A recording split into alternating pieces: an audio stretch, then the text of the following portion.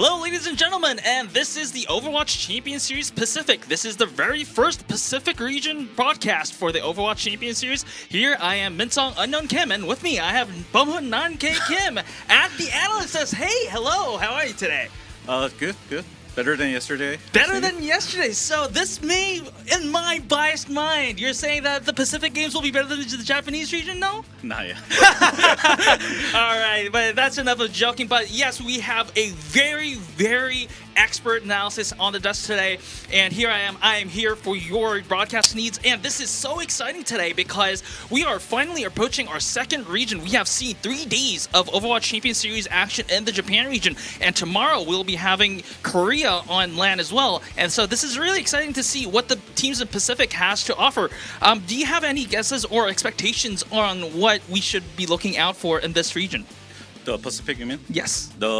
Actually, I haven't followed the Pacific region quite a long time, but I asked some of the other team player who is the best player like that, and they told to me like it's kind of a lot of players actually better than people expecting.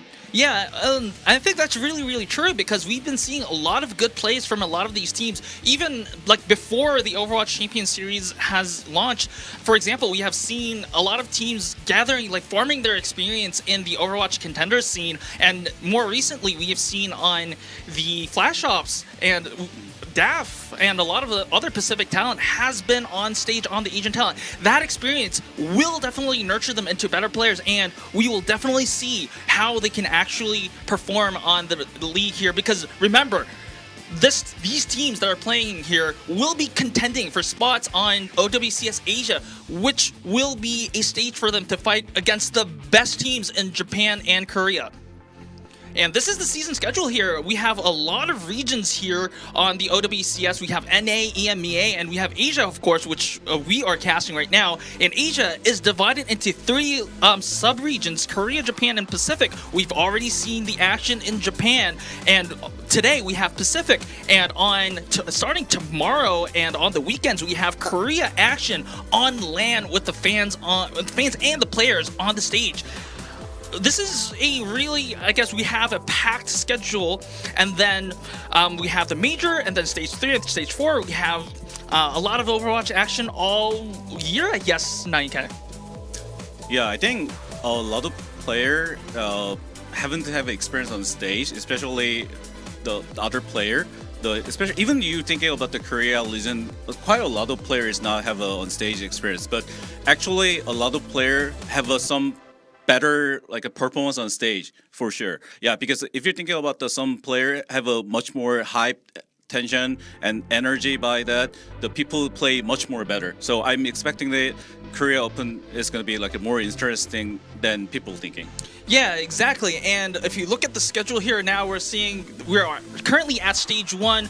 We have already gone through the open qualifiers for all 3 regions, Korea, Japan, and Pacific. It was a fierce competition, mind you. Although these matches were unfortunately not broadcasted, we will be seeing all the matches in OWCS Korea, Japan, and Pacific to be broadcasted. These teams will be feeding into, the top teams will be feeded into Overwatch Champions Series Asia, where all the teams from all 3 regions will be competing together on LAN. And also, for a final chance for teams who haven't been on the top of the standings for Korea, Japan, and Pacific, there will be a wild card, kind of like in last chance qualifier-ish tournament for the last seeding for the Overwatch Champions Series Asia, which in turn will be able to single out the best teams that will be sent to DreamHack Dallas. And this is the Pacific Open Tournament stage that hasn't been broadcasted so far. So we're kind of filling you up on what has happened in this region so far. There has been 7 groups. As you can see, there were a lot of teams that were participating, and only the best of the best teams were filtered out in the Pacific region to come up this far. 9K, do you have any teams that you are familiar with or you are expecting to perform? As I know, I heard like a DOF is pretty good team, and also I heard that some of the team have a experience as a WGS stage before, right? So I think that kind of team definitely have a better advantage compared than other team, because if you have a stage experience, you make your feeling and the energy and your focusing level is definitely improving than before. Yeah, definitely. I agree with that because remember, like I said, DAF does have a lot of experience, not just on the contender stage that was the Overwatch esports ecosystem before the OWCS. They also recently performed on LAN, on stage in Korea, where the Korean players are also playing. So that stage experience will definitely be having a lot of advantages in terms of going against the other teams. Now, these are the 8 teams that will be competing in the OWCS Pacific region. We have DAF, we have Personate Gang, we have Fate Altair, we have RTFM, we have Far East Society, Teenage Rising, Honeypot, and Wenzo OUA. So a lot of familiar names for me because I've been casting a lot of Overwatch Contenders Pacific. But like you said, 9K, DAF is definitely probably going to be the most high-profile team out of this. But we are definitely going to see how other teams are going to fare, and maybe, who knows, some surprises may happen. Yeah, I always cheer for the underdog. All right, the underdog is always a good story, but we'll see if DAF can actually perform up to their expectations. This is the map pool for the foreseeable future. We have a lot of maps, a lot of the teams. The interesting part about this 9K is that we'll be having map veto systems. So out of these maps, teams will be able to kind of ban maps that they're not comfortable with, or maybe if they have a strategic composition in mind, they might be able to kind of like maybe lure out those map picks. So I have a question about the map system because I was yesterday me and Akil was talking about that because we're too much used to about the loser pick, right? So how it's changed it? So the map veto system, actually a very good question because a lot of the viewers are maybe actually kind of asking about that as well. So previously, Overwatch Esports usually worked on the loser selection system, where if you lose a map, the loser of that previous map gets to select what map they want to play. However, now this is going to be a predetermined map system where both teams agree on which maps that they are not going to play and which maps they are going to play. So the higher seeded team, in this case, this is the first round of the tournament, so we don't have a clear first seed. So it was a coin toss, and then the higher seeded team, in this case, the team that won the coin toss, will be having the selection of maps 1, 3, and 5, whereas the second seeded team will be selecting the maps for maps 2 and 4. Oh, I see. I got the point. All right, and here we are with the rosters. Personate Gang, tri-code is PNG, which is an image, so I like the naming here. And we have Canny and Neuros on the damage side, NDF as tank, and Fond and Rashpipe on the support. Not a lot of familiar names here, but they are a team that went through all the way through the qualifiers. So this is a team that should not be just, they're not ordinary pushovers here. Yeah. Also, I asked you yesterday about what is this like a showing picture about? That is their favorite hero, right? Yes. So correct. This seems like they have a lot of like long range hero, so maybe they do the poking style. Yeah, so like you said, 9K, the DPS lineup did say that both hit scan heroes are their favorites, so maybe we can see that preference here. And now we have RTFM. The starting 5 will be Hope, Xiaolan, Ruler, Jinsung, and Mali. These are a little bit more familiar names. We have seen these players in Overwatch Contenders Pacific and also Overwatch Contenders Korea. Ruler and Jinsung are Korean players that have previously played for big names like Zero, Revival, and Senprisa Gaming. So a lot more familiar names here. I think, like, if you just compare these two teams, I think RTFM is going to be the favorites here, but we don't expect any kind of to be favorites, I guess. I mean, my bias is towards RTFM a little bit, but we have to see the game because this is the first match of this tournament. And also, the meta changed a lot because after they changed the hero system and everything, I think you can't never expecting those team good at before is going to be same as right now. Yeah, I do. To be honest, we don't know what to expect from PNG today. Well, this is like a totally new team for me and also 9K as well. But a little bit of RTFM here. We do know that Ruler is very comfortable with the off-tank hero pool. So maybe we're expecting a little bit of that. And apart from that, we'll have to see. Lijiang Tower is going to be our first map. Lijiang Tower was picked by Personate Gaming. And if you look at the vetoes here, Personate Gaming vetoed. They banned Nepal, and RFM banned Ilios. What does that mean for the map pool? What can we expect from this map veto system here? So first map ban is Ilios, and second map ban is Nepal. Yes, so PNG banned Nepal, RFM banned Ilios, and then PNG picked Lijiang. So most of the team using the Ilios with the Winston, because the Winston is a really strong dive comp. So if you ban that map, most of the team never can play the Winston or Echo, because the two hero is a key of the winning condition for them choose the map. But if you're not used to it, you have to ban that map. Okay? Yeah, I probably think that kind of goes in line with how Ruler is a more kind of off-tank centric tank. So maybe that makes a lot of sense here, and we'll be having more of these 9K insights as we go into the game. We are seeing the hovers coming up. Ruler with the Junker Queen composition. We do not know yet, but it looks like from what we've been seeing so far, it looks like the Junker Queen is going to be the choice of RTFM here. We see Xiaolan on the Genji. We've seen a lot of that on the Overwatch Contender Specific region. Personate Gang, they are going with the Sojourn and Doomfist. So maybe after that TP here, we might see a double hit scan.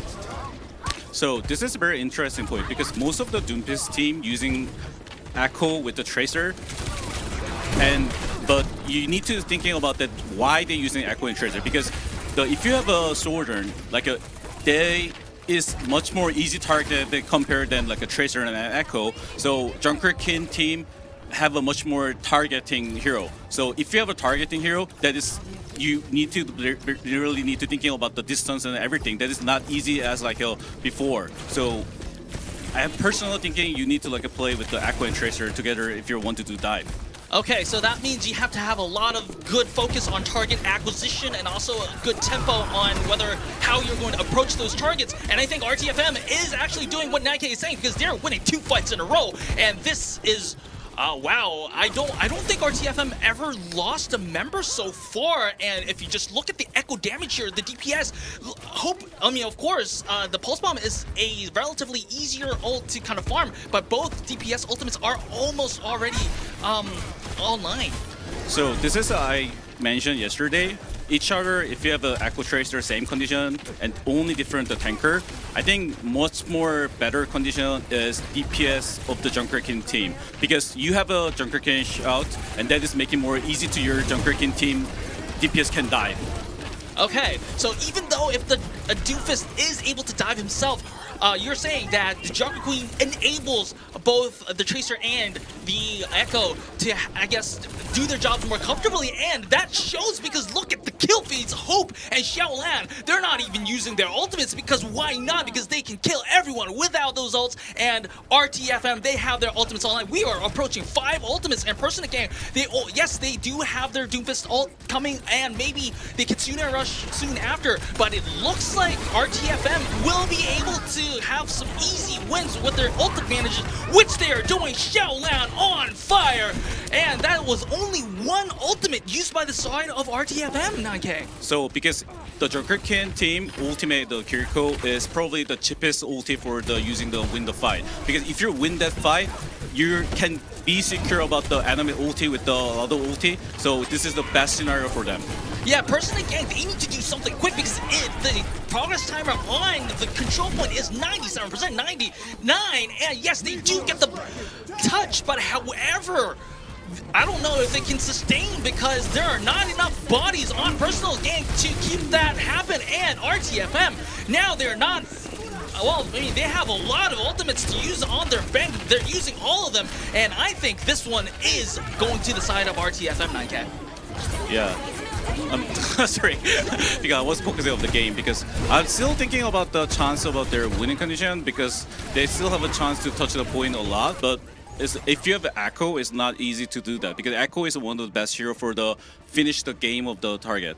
So you're saying that Echo is a little bit more snowbally heroes. Yeah. So if you get the lead, for RTFM's favor, because they're already winning, it's easier to close out the game. Whereas if you're trailing as Personate Gang, it is going to be a little bit harder for the Echo to kind of follow up. Yeah. Okay, that's perfectly translate. All right, you Overwatch players out there, you take notes from 9K, and then you maybe, who knows, you'll be able to compete in the OWCS as well. But these are the highlights from the first round here, and it was a clean 100-0 on the side of RTFM. Remember, I did say that RTFM will be the favorites here, but they are living up to their name so far.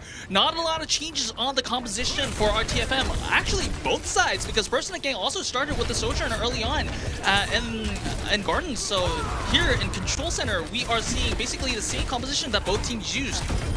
Yeah, but this map Sojourn have a much more easy to make it a value compared to the last map, but still they need to take the space. But I think the Personate Gang choose the wrong direction to enter, because Junker can take a lot of space with her skill and then mobility. But if you want to win by your Sojourn and the Tracer, Doomfist team need to play more widely, not like just like facing to each other in the first fight. So they need to go a little bit to the sidelines rather than main, is what I'm understanding.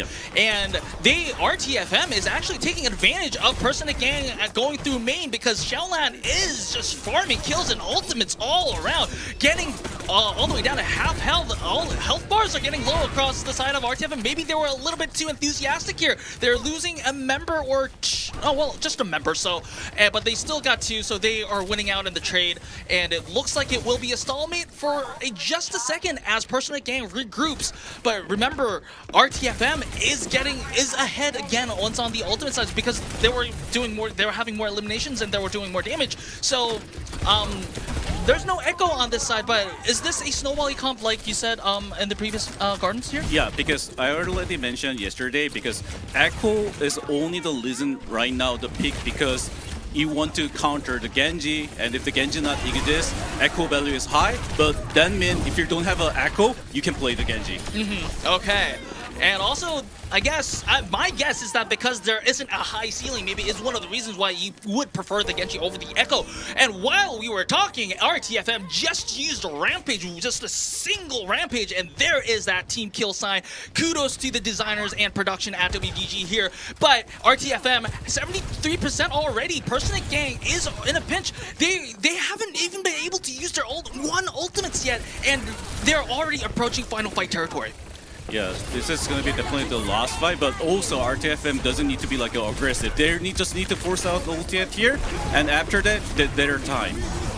Yep, RTFM are using a lot of ultimates here. They're using 3 ultimates. They only have the pulse bomb left, but they know that if they win this fight, they win the round and they win the map. So they are not holding back here, and that is also a wipe, and overtime is triggered. However, I don't think there's anyone to touch, and that is 2-0. First map to RTFM. RTFM takes the first win of OWCS Pacific. Yeah, so right now the meta, a lot of teams using the Doomfist and a lot of teams using Junker King. A lot of teams thinking about which hero is the better. But I think if you want to be high level, Doomfist team is better. But in general, Junker King is much better to making the winning condition a lot. So it's very simple and strong. So what you're saying is that the Doomfist composition has a higher potential, but you need a lot of coordination to make it realize that high potential. Whereas the Junker Queen composition is a little bit more easier to make your winning conditions happen. So I think that's really sound, because it's early on in the season, and a lot of the teams will probably, yes, they did play the preliminaries, but still it's early on in the season. They still need some time to gel together. So maybe an easier composition that has more straightforward winning conditions. I think so. You're saying that it's a comp diff. Yeah. All right.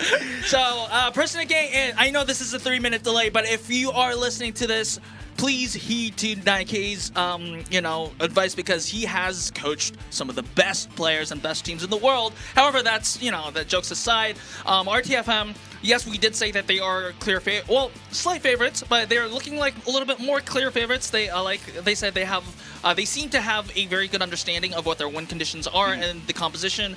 And when Personate Gang, theoretically they have a good composition, but it looks like they do need a little bit more of that coordination in order for that composition to work out. We are awaiting the results for the next map. Next map's hybrid. So this is not the loser pick. So Personate Gang unfortunately does not pick the next map. So this is a little bit different from last season because remember, if it was the previous competitions, if you lose, you kind of like, oh, this is not working out today, so we're ditching this map, we're using this map. So that could happen. But remember, the maps are all predetermined, and the veto stages here, I actually will be able to give you a spoiler alert here. I won't give you the spoiler of what the map is going to be. I'm going to spoil you what the bans were. PNG vetoed out Kings Row, and RFM vetoed out Midtown.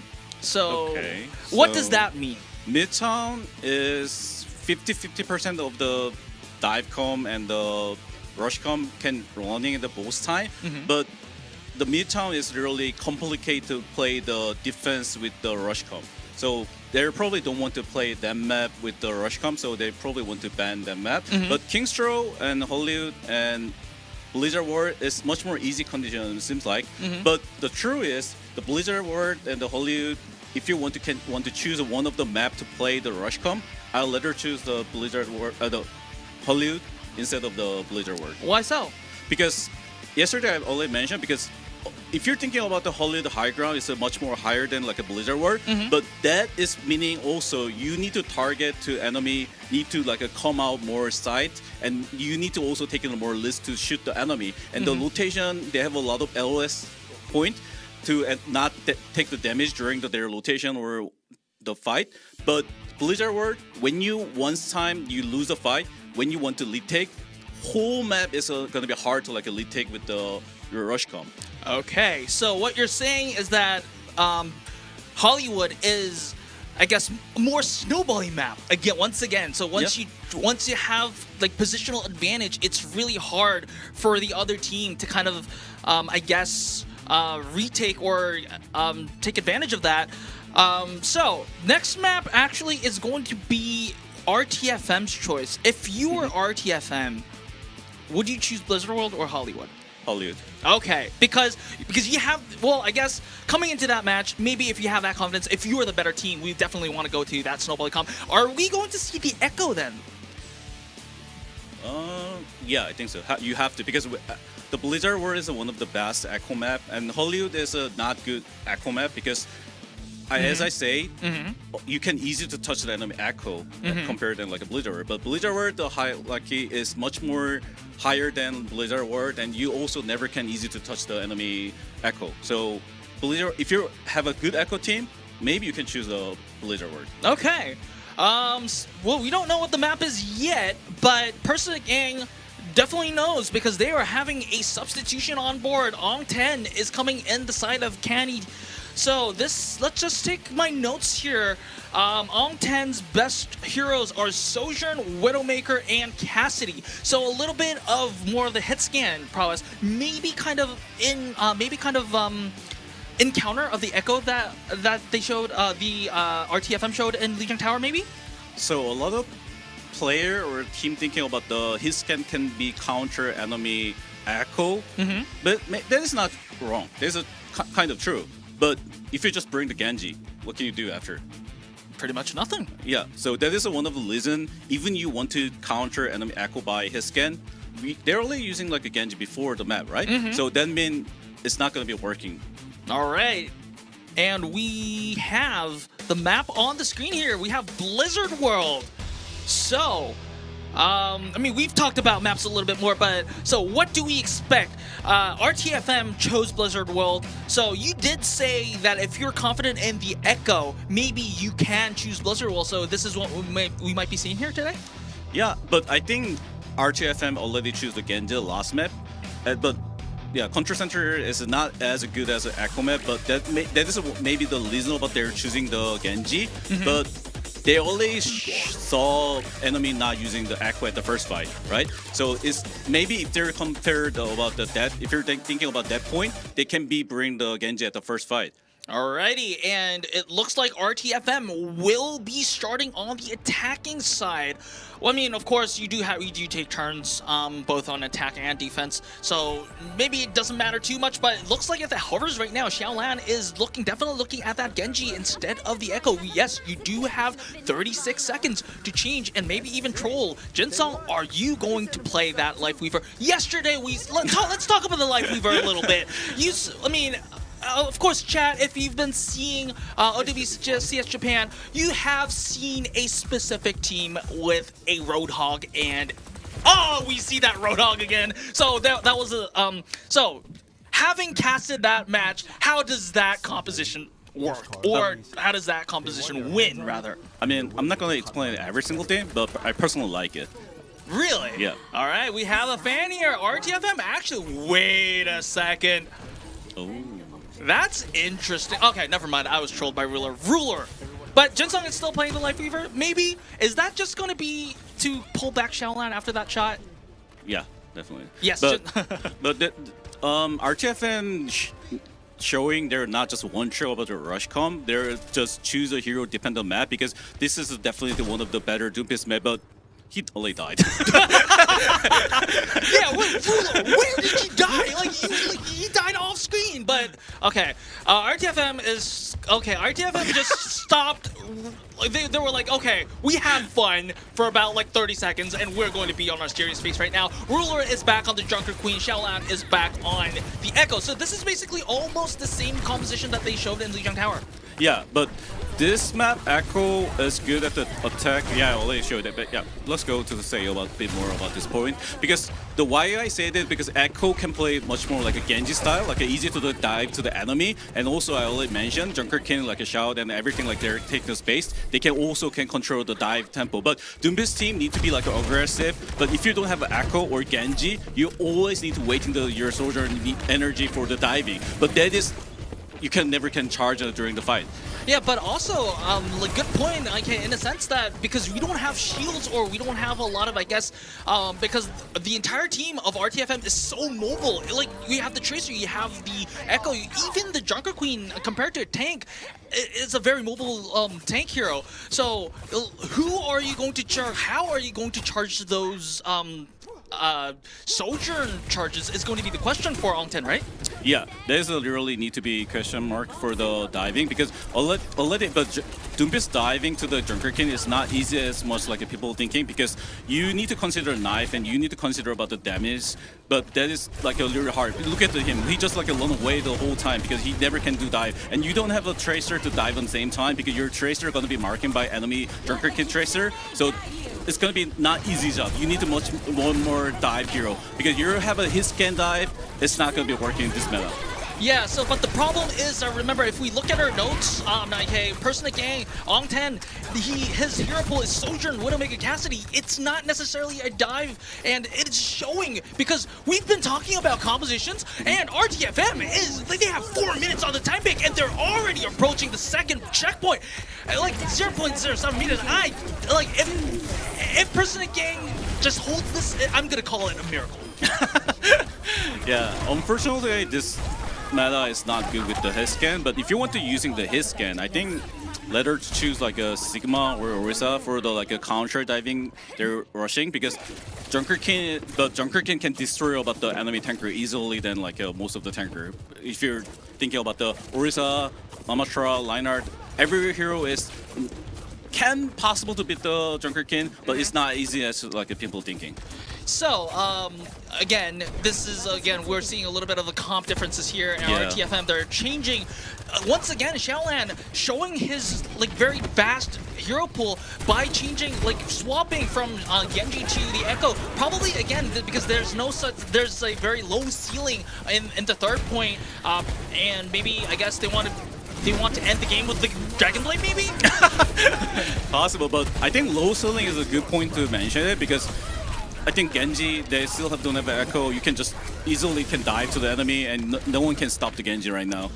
Alrighty, and Personate Gang, they're using ultimates, but they're still losing the fight. Hope 2K pulse bomb, and I don't think the payload has ever stopped except for the checkpoint stops, maybe. Yeah, that is true. That is true. Because I'm really interested in this point because I think still have like a Junker King ulti. The Junker King ulti can counter easily by enemy Kiriko. Oh, yeah, this is gonna be interesting fight because if you one time you stop the Junker King comp, I think they have still the potential to gonna be like a full hold. But I just hope him.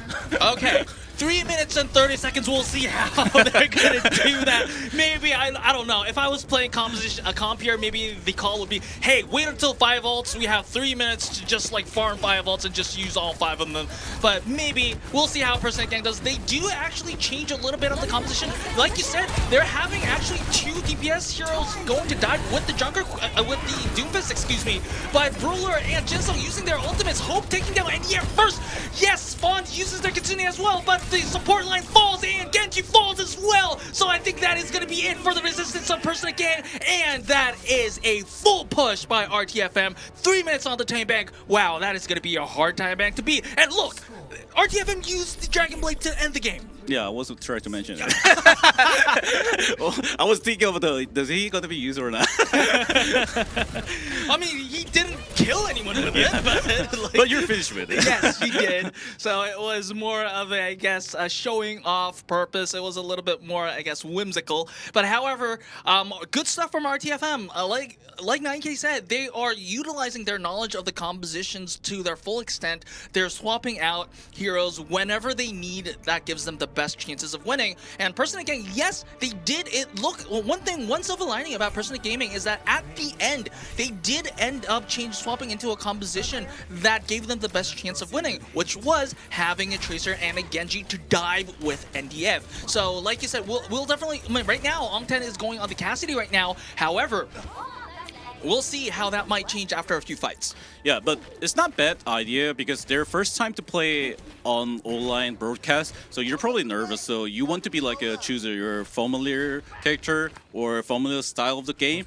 But I think simple com is much more easy to make in the good lizard at the very beginning of this kind of type of the first match.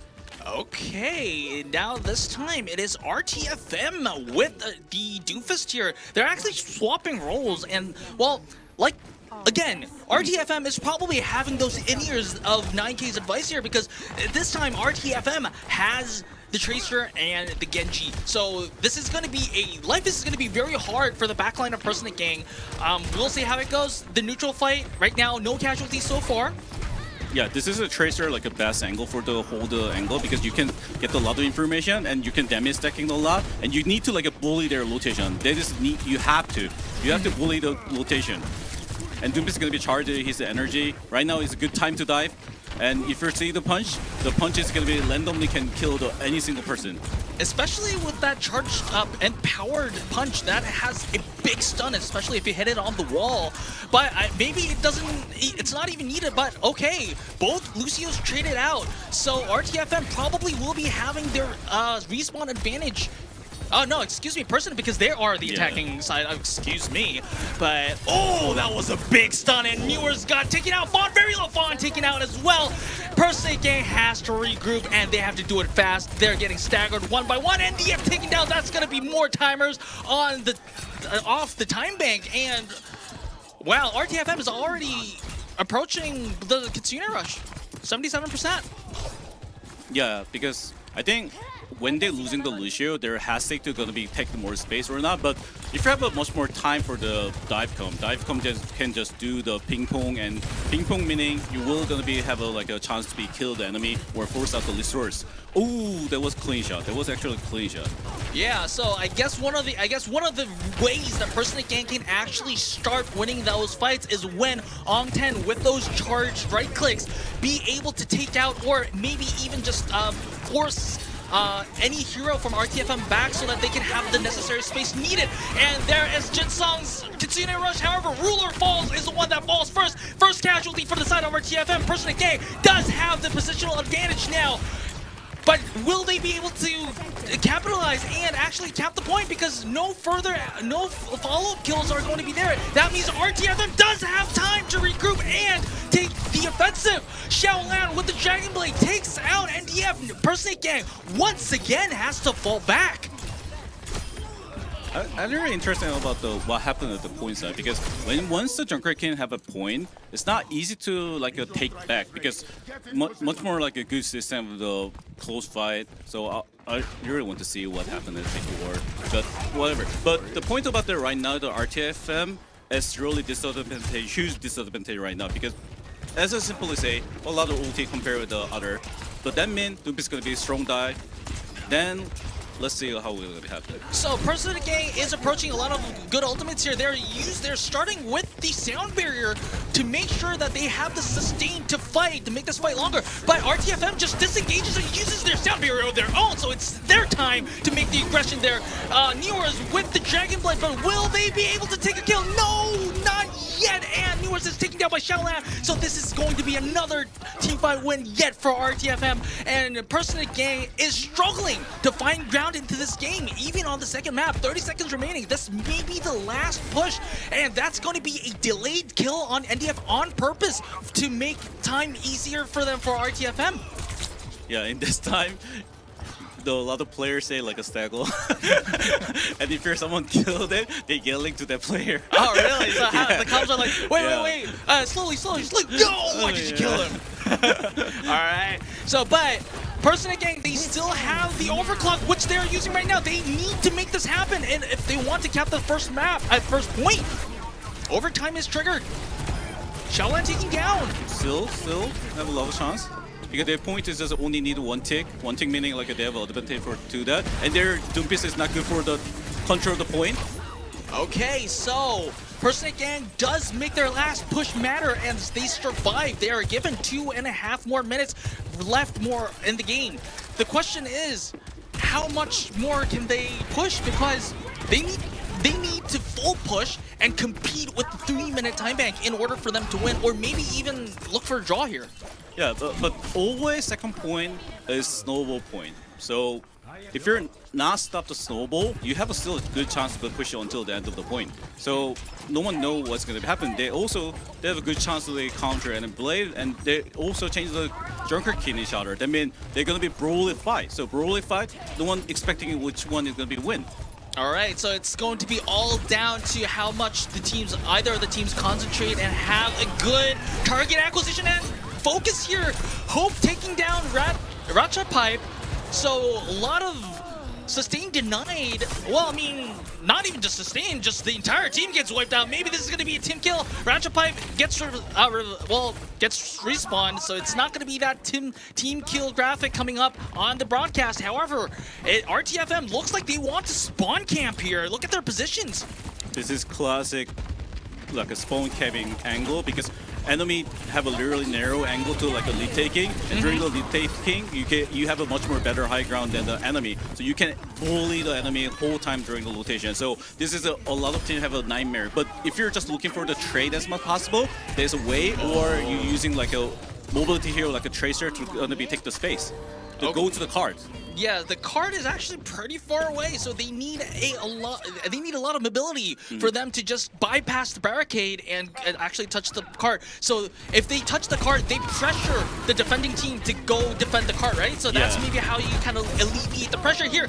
Okay, Ruler taking down. That is a start for Personate Gang. So that is a lot of pressure alleviated for Personate Gang. They have some breathing space, but Hope takes down NDF, so it's an even fight. Maybe RTFM can get Ruler back in the fight earlier. Mowley, a lot of kill feeds going on in favor of RTFM. So Personate Gang, yes, they did make a breakthrough, but they're no longer spawn camped, but they have 9 seconds. 9K. They have 9 seconds, and they have the support ultimates. They have to use they have to use them to full effect if they want to win. But no, we have both supports down. One of them was holding their ultimate, and one of them just died while casting. We call that an Ajax, possibly. And I think that is going to be the end for Personate Gang here.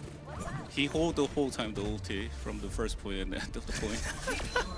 And that happened, you can be better player next time because you have a worse experience. All right, so that was unfortunate for the side of Personate Gang, but if you look at it the other way, it was RTFM that was showing a lot of good plays and a lot of dominance. We are seeing a lot of good things here, and I mean, We said we didn't know what to expect from Overwatch Champions Series Pacific here, but at least we know that we have at least a few teams that know how to fulfill their win conditions. I think their play is really solid here. How do you rate our RTFM's performance right now so far? First, and other team is second. Okay.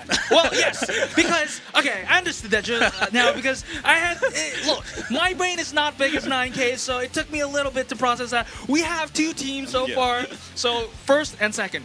Very, very expert How can I analysis. say it? Because I never seen the other team. All right, that is very true. But look, we are approaching our. We have just finished our second map of the first match of OWCS Pacific. We will see how if Personal Gang can actually make a comeback, or if RTFM will close it out after this break.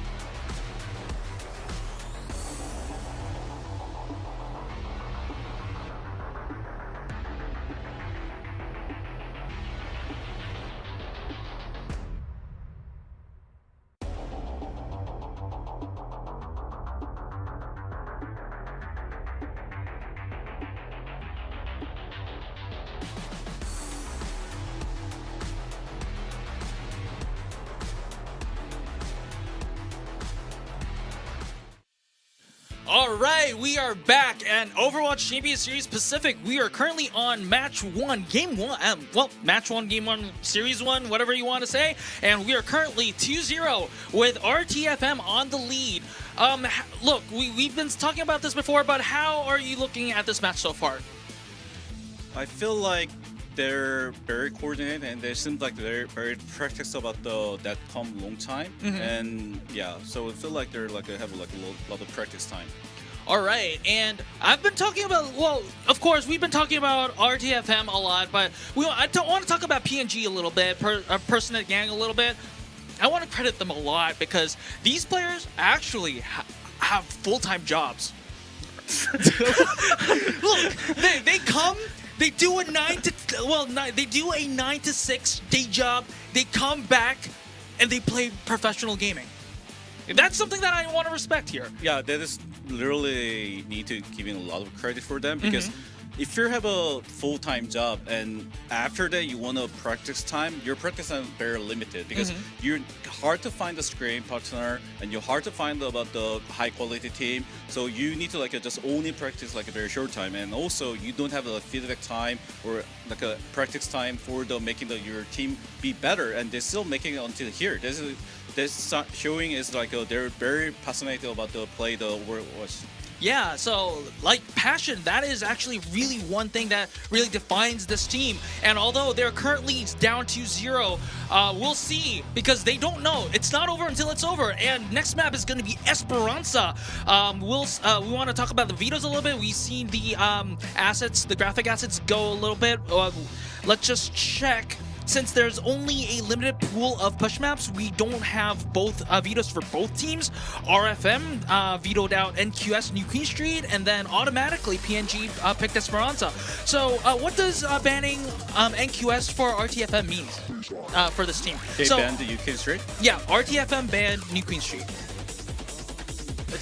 I mean, it's not have a lot of meaning, but because New Queen Street is really good map design for the 50% of the fight, but most of the team prefer Esperanza because Esperanza is a well-made design, and when that map came out, a lot of teams just automatically just want to play that map. All right, so what's your worst push map on?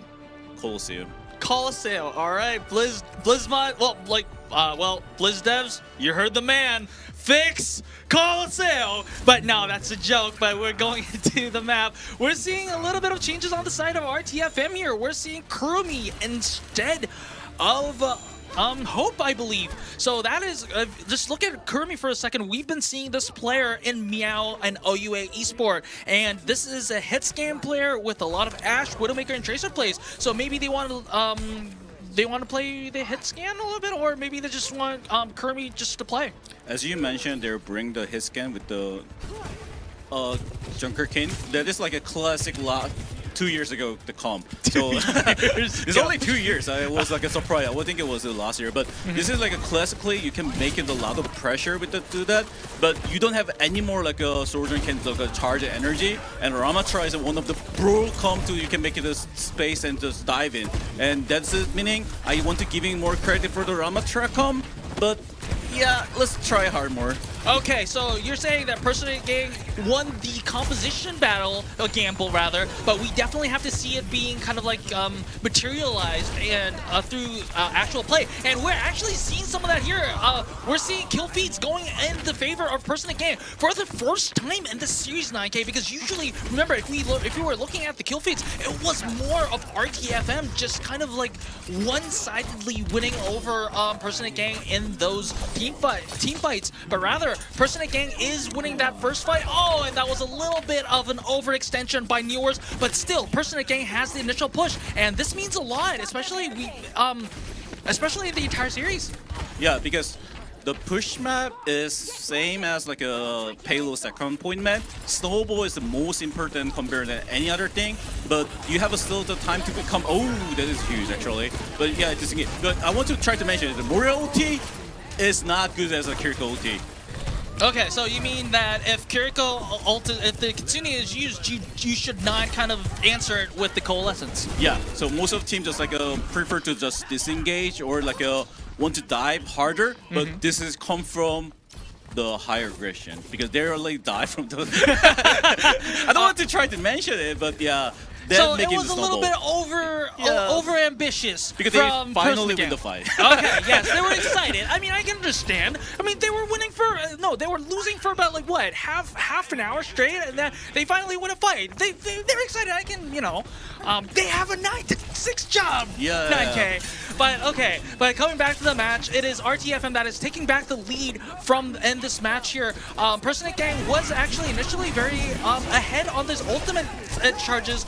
But RTFM winning that previous fight, they are actually now ahead, and they used Xiaolan's Dragon Blade to full effect, and they have capped the first point. This means a lot because even if Personate Gang wins the next fight, they have to win another fight. So they have to win 2 fights in a row in order to match the push progress of RTFM. And with the ultimates on the board right now, I don't think that's going to be an easy thing to do. Yeah, I kind of agree with you because this is the best angle for the soldier can take the charge of the energy, and also Lamatra is one of the big target for the soldier can like pump the energy for the dive strongly. So it's not easy job for the lead taking, but always Esperanza, the lead taking team can possible to just push back. All right, so RTFM is actually taking a lot of ground. They're approaching 88 meters, and like so, they are slowly approaching the 100-meter mark. Personate Gang, they have been unsuccessfully using their ultimates. They're using ultimates about to lose the fight, and this time they have taken down the soldier that was using the overclock. So maybe this is a silver lining, maybe the start of a comeback for the side of Personate Gang. RTFM, they are. Well, holding on. Well, no, I was about to say they were holding on to their ultimates, but Jinsung used the Kitsune Rush and still lost the fight. So maybe this is that perfect time to use that coalescence. Yeah, this is the perfect time for them because they're already using like a soldier ulti and their Kiriko ulti. So this is meaning never mind. He bring back. Hey, at least Fawn did not die using the ultimate. Yeah. So, but nevertheless, it looks like it's it was an abrupt stop to the progress that Personal Gang was making. They probably wanted to make the snowball into a little bit more progress here, but again, RTFM is winning fights even without using ultimates here. So it is back to the pushing stage of RTFM. They have already passed the 100-meter mark. They are willing to finish this game before 10 given minutes here. Yeah, push map 10 minutes too much. I want to reduce the time. So you want to play competitive matches on quick play rules?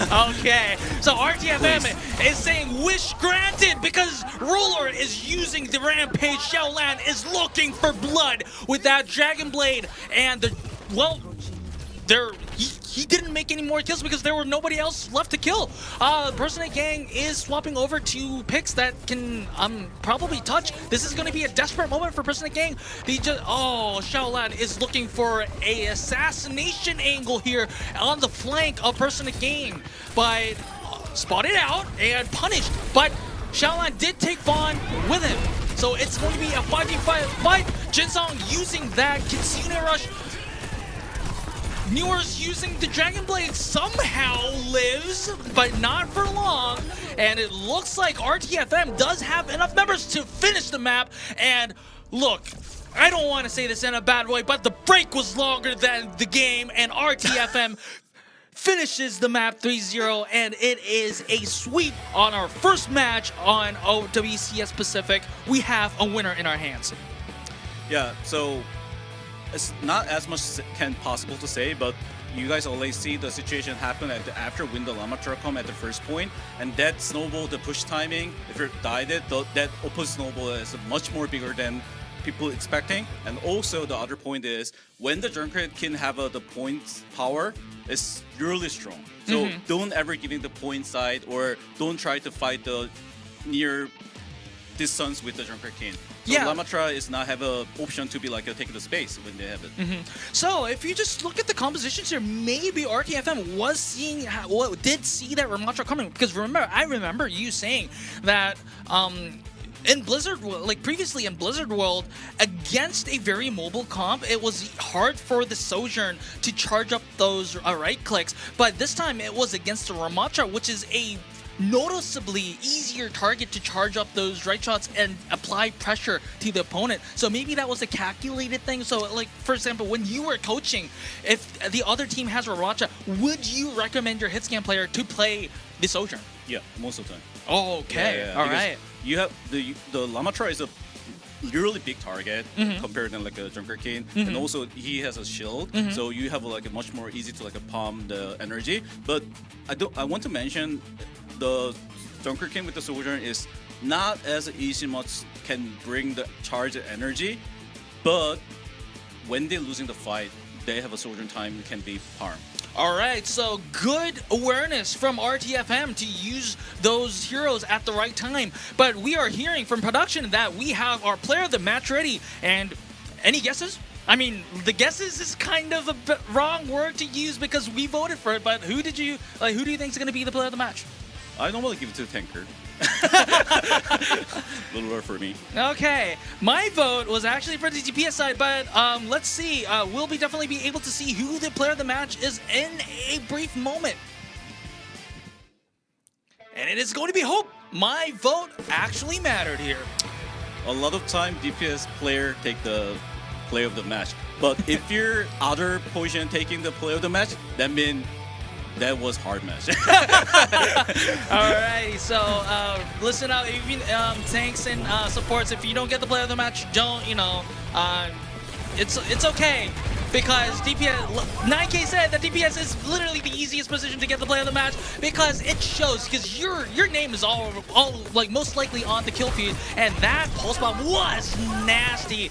And even without the pulse bombs, like I think Hope, although he did not play on the third map on Esperanza, he just kind of outplayed their opponents to a good extent. Like you said, a lot of the other players deserved the player of the match, but he was definitely one of the players that standed out. And well, I guess, but RTFM overall it was a good team performance overall. Yeah, overall very good performance because they also not just only stick in the one comp because they're showing about their Genji style and they're showing about their Doomfist style. So every team that when they're against it, they just can be possible using like a whatever comp. Alrighty, so that was the first match concluded. RTFM will be playing later today on Game 3 with the winner of the second match, which is going to be DAF and FDA. So don't go anywhere because after this break, we have a banger of a second match ready for you in action. Don't go anywhere.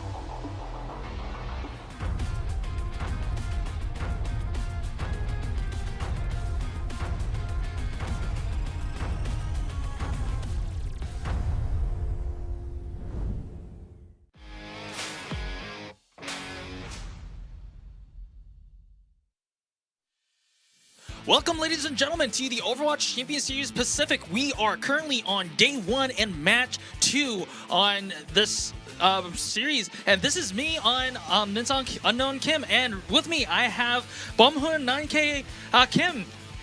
Hello. Well, that was awkward a little bit, but sorry. Yeah, I'm still not like familiar with the opening. It's okay. That's the same with me as well. I was casting color. I was color caster until last year. This is my first shot at play-by-play as well. So I mean, if we're not that much, if we don't show that much expertise, please, be kind with us. We are in the making. So that's that. And well, we just finished our first series of the Pacific region, and it was a little bit one-sided in terms of scores, but I think it was a good exploration effort in a sense that we kind of know what the teams are capable of, and we've seen that the Pacific teams on the Overwatch Champions Series, they understand how their win conditions are. They know a thing or two about Overwatch.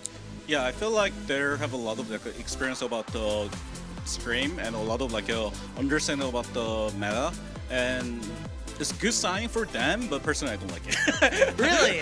I always cheer for the underdog, and I always love to see the other comp than compared to a lot of teams using the same comp. Okay, so I mean, underdog stories are always fun. So we'll see how the underdog plays this time, because in my opinion, we also have in game 2, we have a clear favorite and a clear underdog here in the form of DAF and Fade Altair.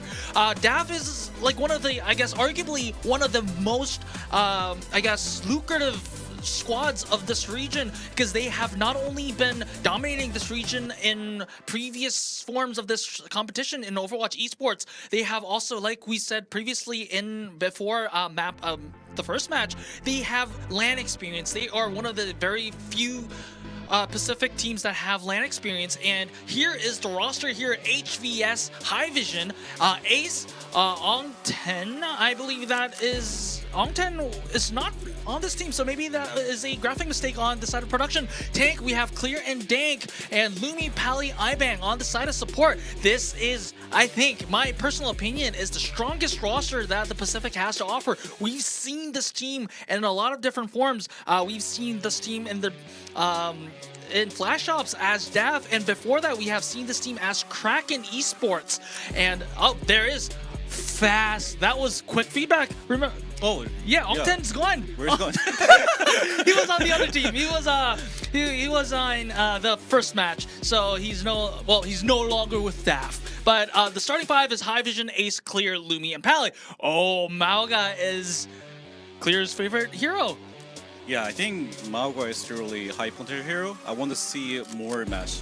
Really? How would you evaluate Mauga on your tank tier list, 9K? If you don't have Ana, he a little bit high tier. Oh, really? Okay, that's actually interesting to see. Maybe alright, he's pranking with me, alright. But we'll see, especially if Clear, I think it's his first match as DAF. I think he was on other teams as well. I think, yes, he was at Heaven Sent before.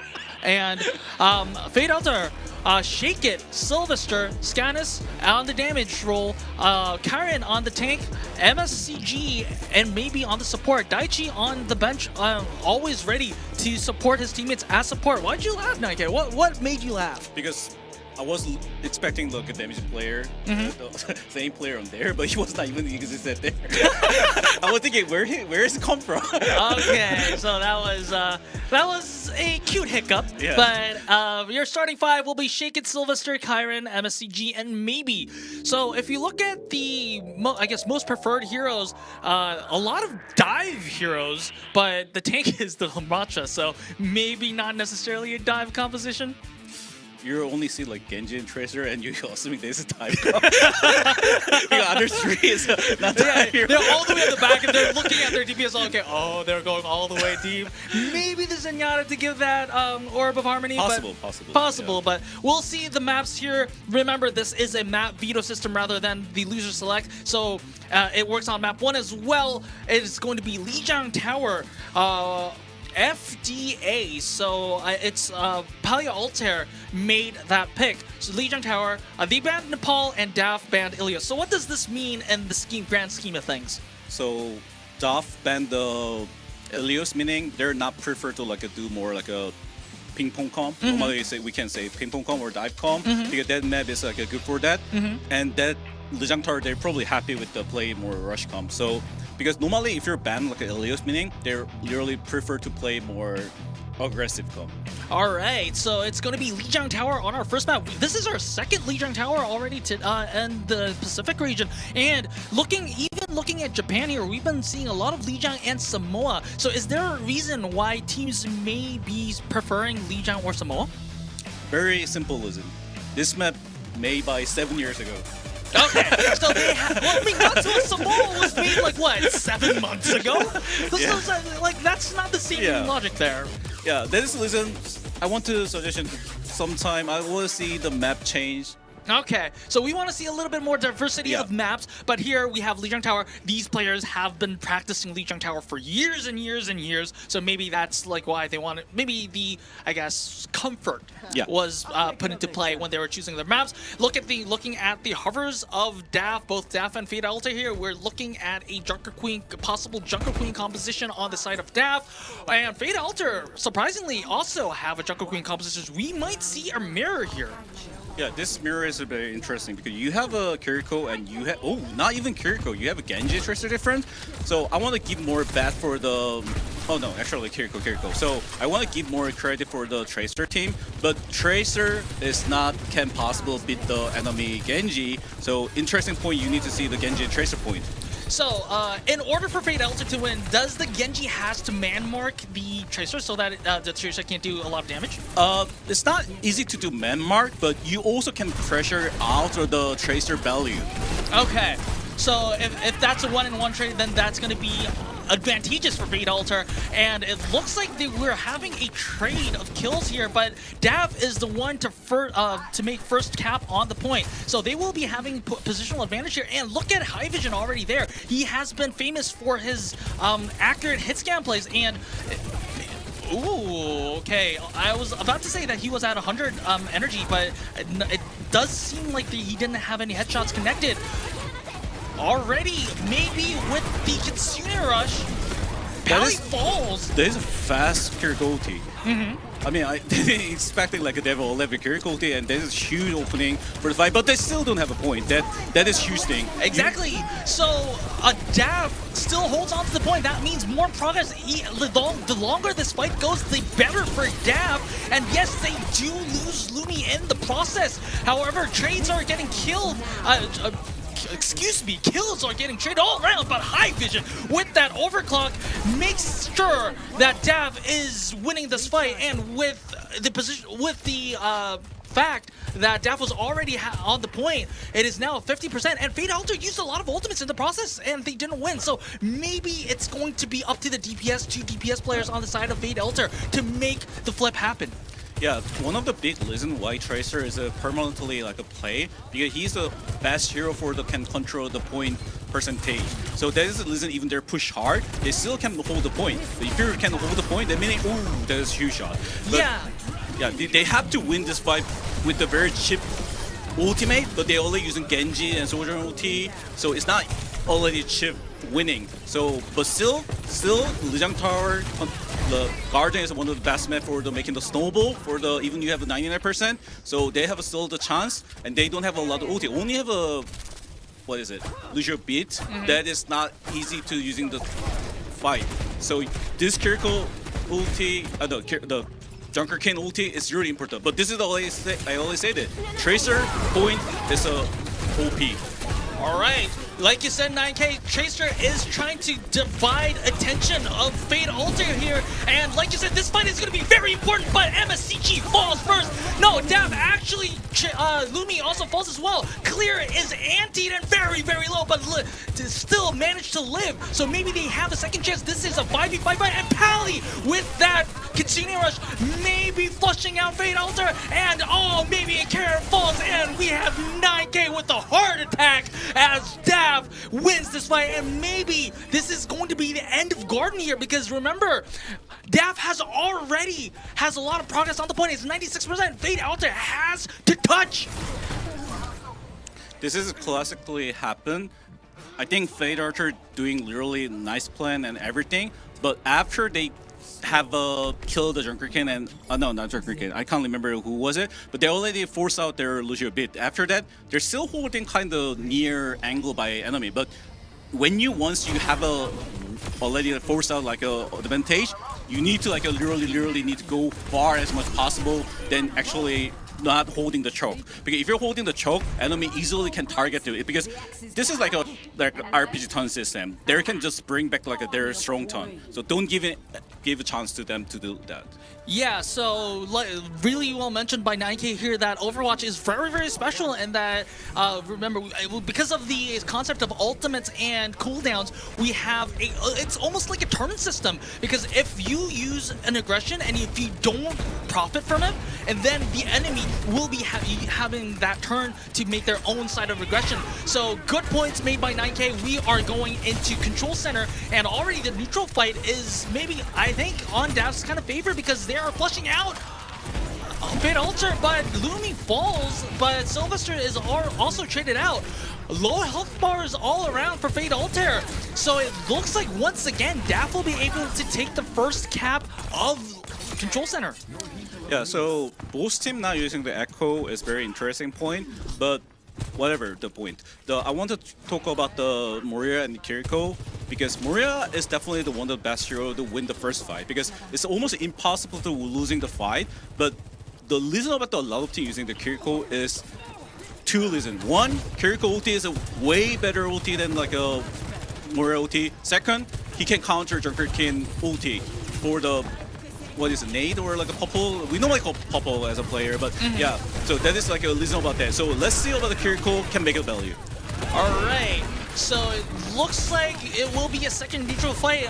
Fate Altair is still hanging in there. They are slowly pushing inside the point, and Ace is flanking, making life a little bit miserable, at least trying to, but Clear falls first, and Pally decides to use the Coalescence, and a lot of ultimates are invested on both sides. High Vision once again with a 2-kill, 3-kill, so that is going to be Daf's teamfight win if all goes as expected, and considering that both teams used a lot of ultimates, this is going to be a huge advantage for the side of Daf. Yeah, I think they're never expecting like they have like a ult chart that much fast with the DPS player because that is going to be making the open snowball. But yeah, I think their plan was not really bad, but still the same issue is when once the Moria ulti happen and other thing, they need to like be more secure to be not have an opportunity they can trade it. But it was happen, unlucky. All right, and it was really the one thing that was really interesting is that Dav lost Clear early on and still win the fight. Ace with the Dragon Blade, and Clear also uses the Rampage as well.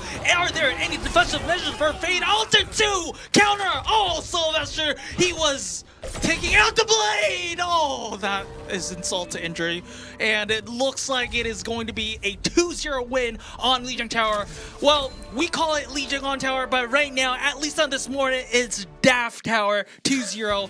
A clean win, to be honest. Yeah, also, I want to one thing mention to you guys because the Moria is really good too against Genji because he don't have like a pressure to like a Genji diving. But Kiriko is really have a hard time against the Genji. So that is one of the big reason a lot of team using right now the Kiriko because Kiriko is better hero for the against Echo, and Moria is one of the counter hero is Echo because Echo farming system is way faster and damage taking a lot. So that is one of the big reason like a lot of team using the Kiriko. But that means if you don't have a Echo, the Moria is still good.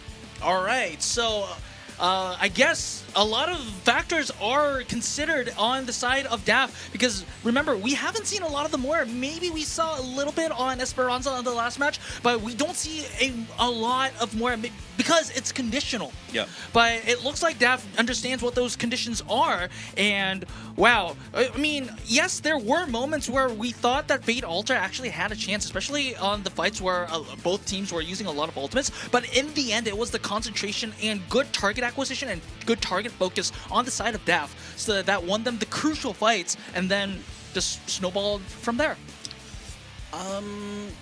It's kind of snowball, but I think that play very ordinary.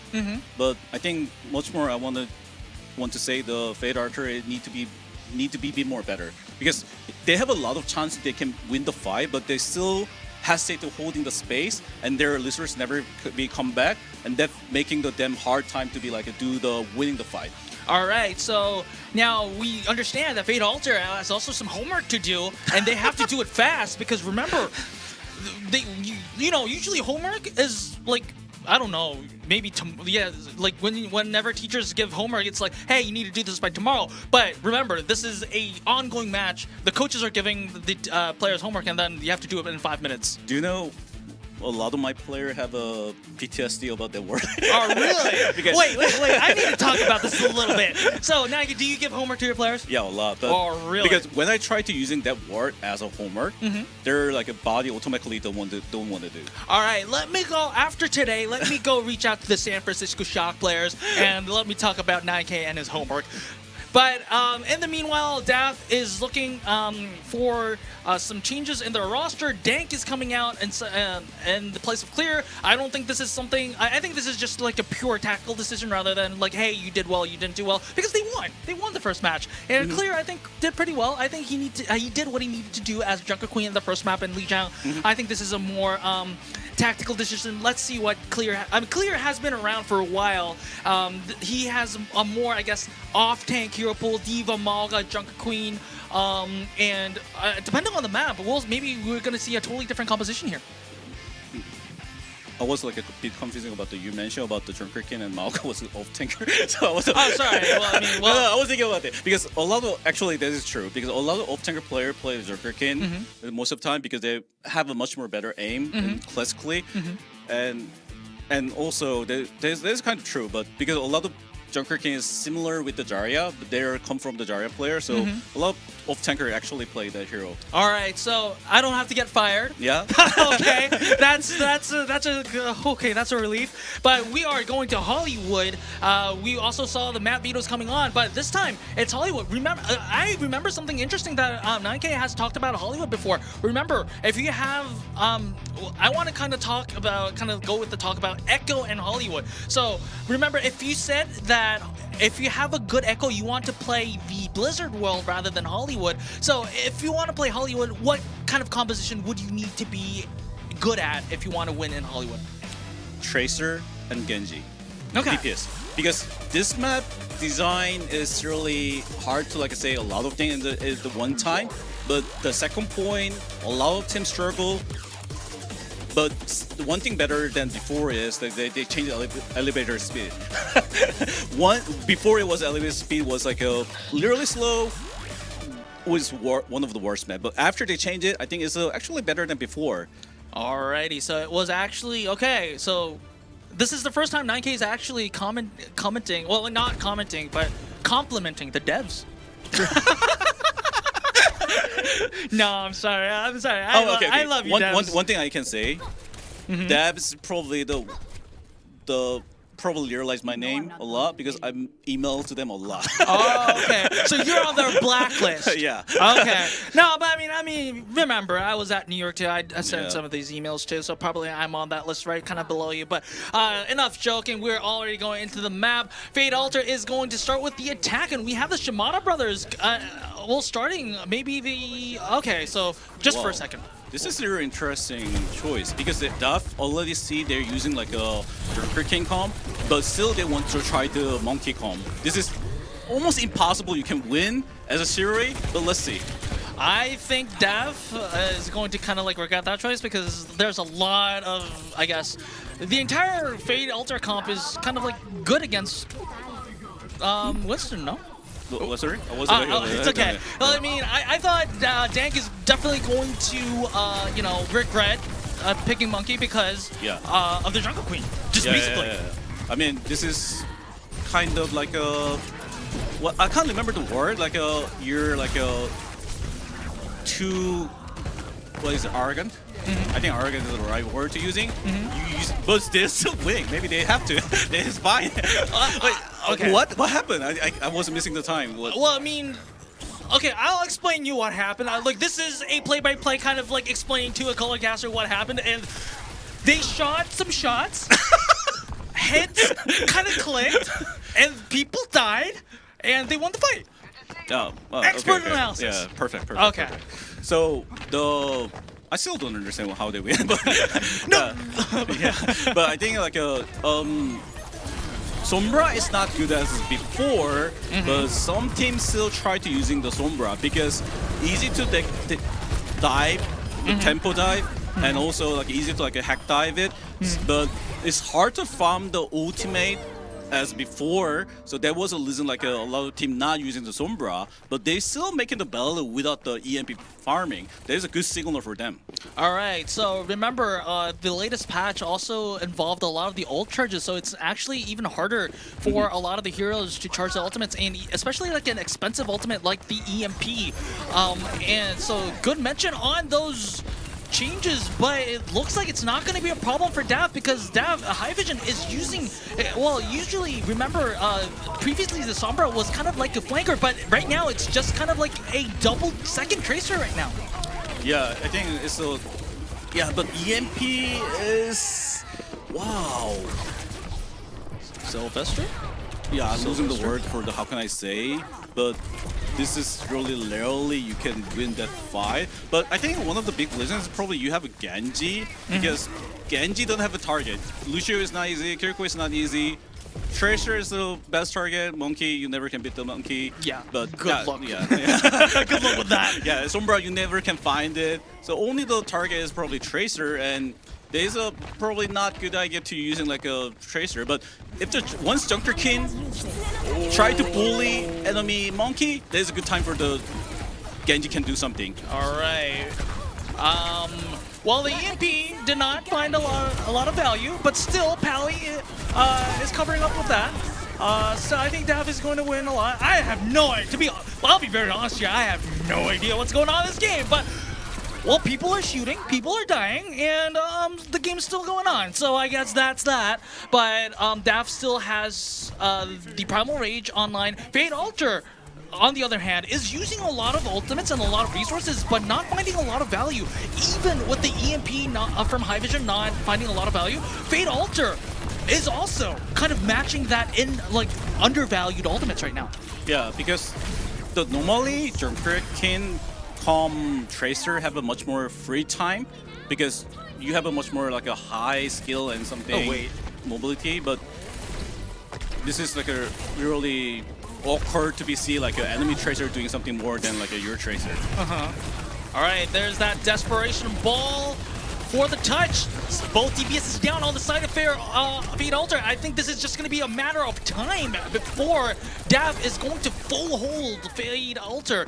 There again, it was pretty. I think I just have the impression it was a little bit similar to Lijiang Tower in a sense that Fade Alter still had a lot of opportunities to win. They had a lot of good ultimate turns, but they did not convert it well enough in order for them to just win the team fight and just capture the point.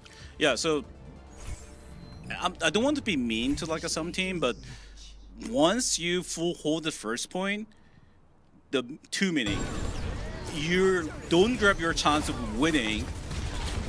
And second is their team just let the clutch to be like a hold the first point, because normally a hybrid first point, impossible not taking the first point. Okay. So, I mean, especially if you have like 5 ultimates or 4 ultimates, right? So, well, I mean, credit to Daft though, because I think, remember that fight where we kind of joked about how did Daft win that fight, right? I think that was kind of like that turn specifically was the fight that Fade Alter probably should have won and just captured the point. Yeah. But I mean, as much as Fade Alter may have made mistakes, it is up to Daft to capitalize on them. So credit to Daft for making a great defense. We're seeing a slightly different composition from Daft. The Wrecking Ball and the Zenyatta here. I mean, I've heard a lot of good things about the Zenyatta, but I didn't see a lot of Zenyatta, especially in the Pacific region. How would you kind of like rate this comp right now? High risk, high return? Well, I mean, okay. So high risk, high return is, I guess, viable for Daft. Oh, sorry. I was thinking about the Daft was like a DEFCON it was defense, but yeah, never mind. This is not high risk or highly tough because they already have a 1 minute and not 1 minute, 1 tick late, and if you have a space, they can just bully about the enemy too easy to like when they do something. So they're easy to like force out the here, and just Tracer need to like just do the damage stacking or just go to the point Or just not die. yeah.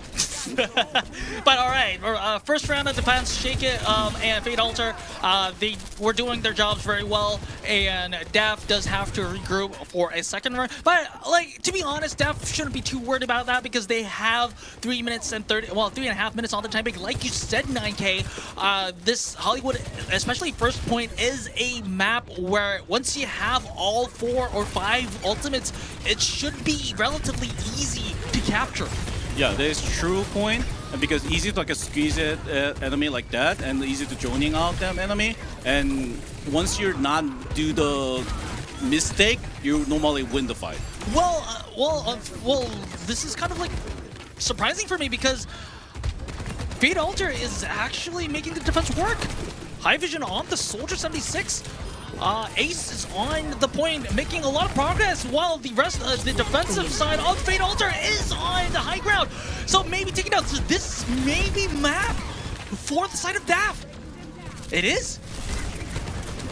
Yeah, I personally like the DEFCON style because they're just not just tricked to be like a metacom. They're not only play Junker King Com. They have their own theory about the using the map. This is an interesting point to me watch. Yeah, so like you said, 9K, like the compositions both DAF used in defense and on the attack are not comps that you usually see in, like, I guess, professional level of Overwatch. At least on this meta right now, we've seen, like, it's not every day that you see a Winston dive comp and also the Wrecking Ball, right? So, I mean, yes, the Wrecking Ball maybe when you're desperate to touch, but, like, not, like, on a regular attacking setup. So it's really interesting to see. Maybe it's just because maybe if it's staff's kind of show of confidence, or maybe they actually think this is a viable comp. Maybe they have a waiting for the next match. All right, so they're just kind of like keeping their cards close to their chests. Possible. But I just thinking about when I saw the Sombra that would dive with the Winston, feel like they're like a practice that come pretty much. Okay. So, yeah, seems like not something like they're trolling or something. They're trying to be like perfectly dive on time, and it seems like they're working very well. Yeah. Okay. So maybe there was a little bit hiccup with that high vision EMP, but overall that was good coordination on the side of DAF that made that composition work. So now we're already in a situation where DAF is 2-0 up, and it is already match point for the side of DAF, and we'll see if DAF can close it out or if Fate Altair can actually make a comeback after this short break.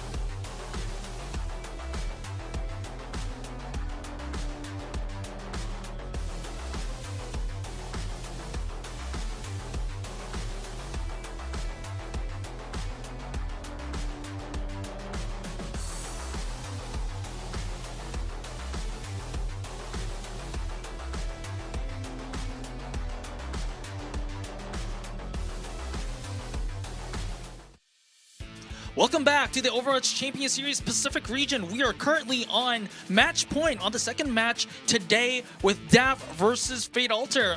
With DAF leading 2-0 already. How, Nike, how do you think this match is going to flow after like maybe halftime? After halftime, a lot of teams bounce back than before because they can find about their weakness and enemy strongest like at that point. So I want to giving hope for the Fate Archer.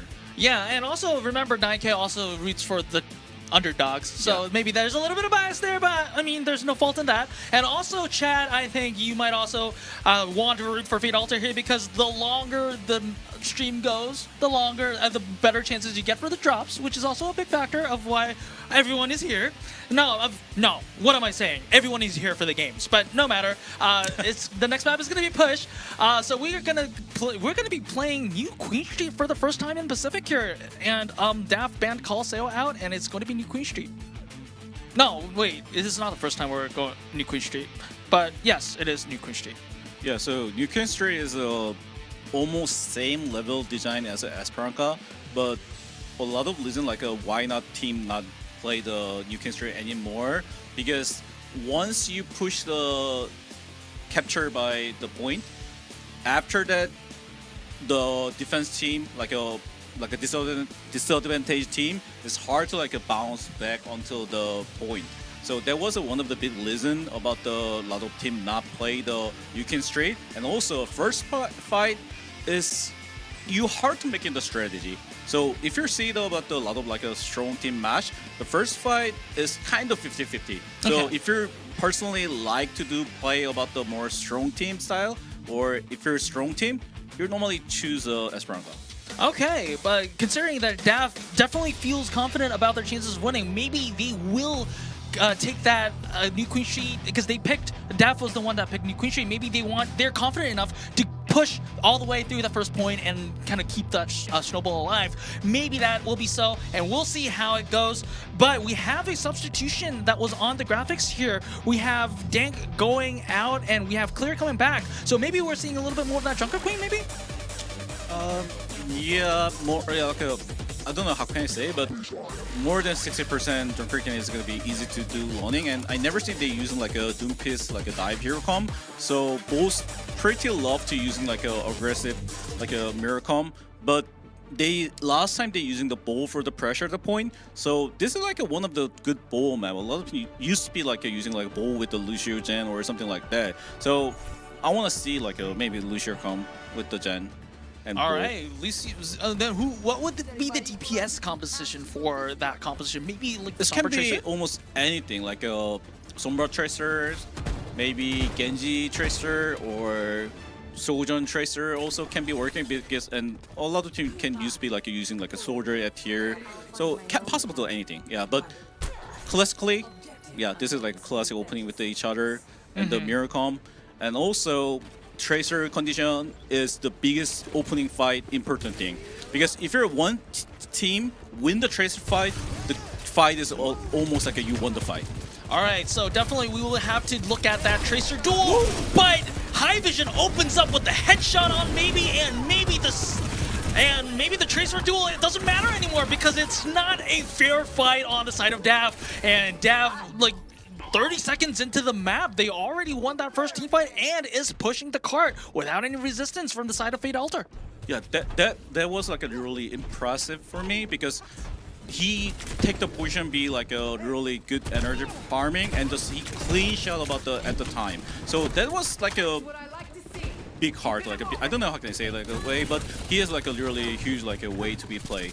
Yeah, I mean, remember when we previously saw this composition played, Nike, you commented that it was really hard for the Sojourn to farm a lot of energy, especially enough for a headshot, a single shot kill. But High Vision did that, and not only did he just farm that energy, he actually landed, connected the headshot to make that opening kill happen. And Shake It falls here, and well, everyone else probably on the side of Fate Altair is going to fall, and this is going to be a really quick first point cap for the side of DAF. So maybe the reason they're justifying the reasons that DAF actually picked this New Queen Street for their map.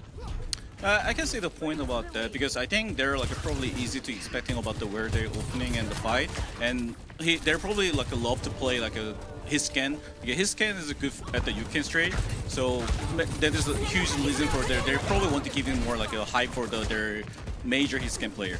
Yes, and while we're at it, DAF is definitely wanting to keep up the momentum because they are using the Kitsune Rush. They do not find any kills with that, and Fate Altair rotates so that they can take a little bit of control on the cart. However, High Vision denies that with the good kill on Shaken and Maybe, and Fate Altair has to retreat back to their spawns. Maybe some, I don't know, reconcile kills, but also denied by Clear. Wow, so really impressive performance from the side of DAF, and remember, it was only the, they opened up with a Pally's Kitsune Rush and then followed up with the Overclock from High Vision, and they still have two big ultimates on the board to counter any threats that Fate Altair may actually kind of throw at them. Yeah, so DAF probably looking for the dive to the enemy before the enemy Lucio charge the beat, but if they're using like an ulti earlier, they probably disengage, but they do the first tempo. They did like a nice, good first tempo. So they knew that there was going to be a threat from Fate Altair, and one of the I guess countermeasures against that is that to pull the trigger before the opposition does. And yes, Shaken did kind of pop up that overclock, but DAF invested the sound barrier and countered that and made sure that Shaken did not find any of those headshots needed for them to get back. And with Sylvester also down, that's a lot of pressure denied on the side of DAF, so against the side of DAF rather. So DAF has free push, and look, it's 6 minutes. Look, no, it's 4 minutes into the game, and they're already having sights on finishing the game right now. Yeah, but still they have a sound barrier. They want to probably force out the sound barrier, but if they even don't force out the sound barrier, they just need to like disengage. DAF has no intent of slowing down. That was a good Kitsune Rush from the side of Pally, and Clear is just wreaking havoc left and right, and Ace is following suit with the kills on the kill feed, and it looks like it will be an easy full push on the side of DAF. Does Fate Altair have the power to resist? Maybe a little bit because of the rampage, but Clear has a rampage of his own, and it looks like the resistance of Fate Altair is going to be denied easily. And DAF, with just 4 minutes and a half, once again, just closes out the match. And we already have two full pushes on the Pacific region. Yeah, normally we can say if you do the full push about the push map, you have a way bigger performance or bigger like a huge like a team than the enemy team. So anyway, the point I can understand why they choose this map, and I was like really surprised about to see the High Generation? Yeah, High Vision. Yeah, High Vision, yeah, sorry. So High Vision about the aiming skill and the position skill. I was impressed with more position skill. Yeah, his position skill is really good because I can see he can farm the energy on time for the beat critical shot, and he not hesitate to using like his ulti, and the team tempo is definitely, you can give a lot of credit for that. Yeah, I think even within the three maps that DAF won, I think this map in particular, New Queen Street, was one of the maps that DAF actually kind of like, showed the highest tempo, the fastest tempo. And like you said, High Vision was very, very impressive in his Sojourn play right now. He was, like, even before this year, like in Flash Ops and even before Contenders Pacific, High Vision was very, very well known as a very sharp shooter in the Hiscan role. But today we saw that, we saw that prowess still not being rusted, and I'm hearing from production that we are ready to announce the player of the match. I believe it is going to be High Vision because, just from his map 3 performances, I think High Vision is going to be the player of the match. Yeah, he deserved it. All right, production, let's show who's the player of the matches. And it's going to be High Vision. Wow, big surprise. Not really. Even though the entire performance of DAF was really impressive, I do have to give a lot of credit to High Vision because he, especially in Nukuichi, that opening kill onto Kiriko was, I think, the start of all the snowball. And look, we almost forgot about this, but this was the first fight in Legion Tower.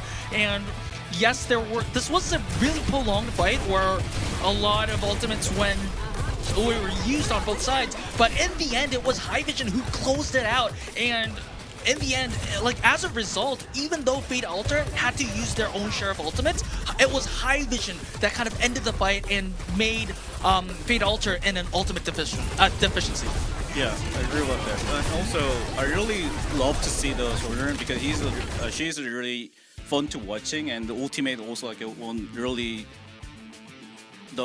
hype timing for sure. And but the thing is, the next normally recently a lot of teams are using his skin because his skin is really hard low right now by meta, but next match are very interesting to see because the other team not using his skin and other team using his skin. Let's see they're using for the next match. Yes, actually, this is going to be, like you said, 9K, this is going to be a very interesting match because remember, the winners of match 1 and match 2 are going against each other. Like you said, Dav with High Vision will be likely using a head scan hero, whereas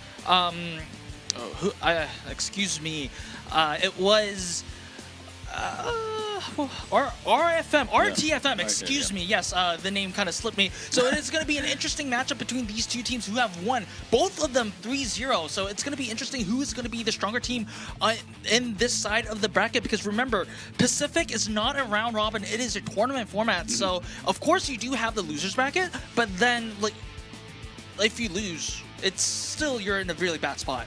Yeah, that's true. And also the Duff do the Winston dive it very clean, the clean level of the dive it. So if you still have a potential to do like with the Doomfist or like a other hero, other diving style, maybe they can have a more option to be like a do than now. So, oh yeah, that's actually really true. So Dav has a lot of more tactical selections to make, right? So it's definitely going to be interesting to see whether which of the two teams will prevail in the winners matchup here. But we'll see. We'll come back to match 3 after a short break. Don't go anywhere, guys.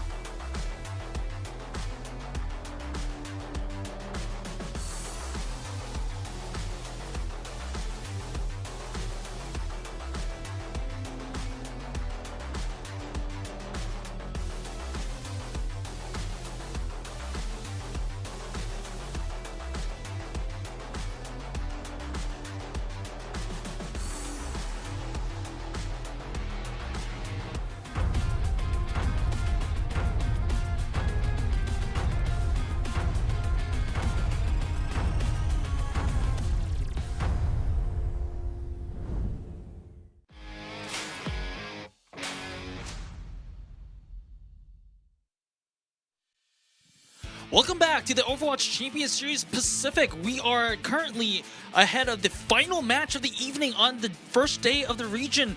And, well, surprisingly enough, unlike the Japanese region, we are seeing teams play their second match of the day, because this format in the Pacific region, the winners of the first and second matches will be going against each other. So we will be having possibly moving away from the 3 Overwatch today.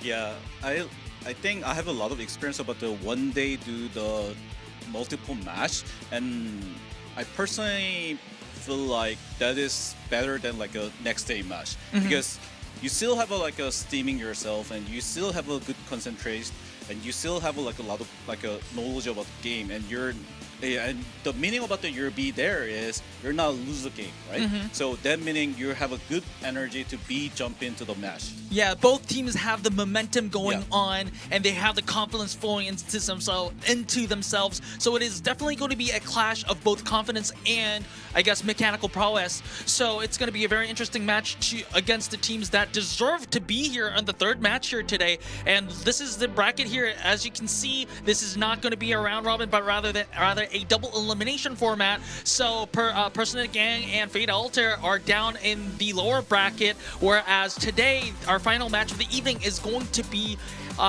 the teams that won in Game 1 and Game 2 today.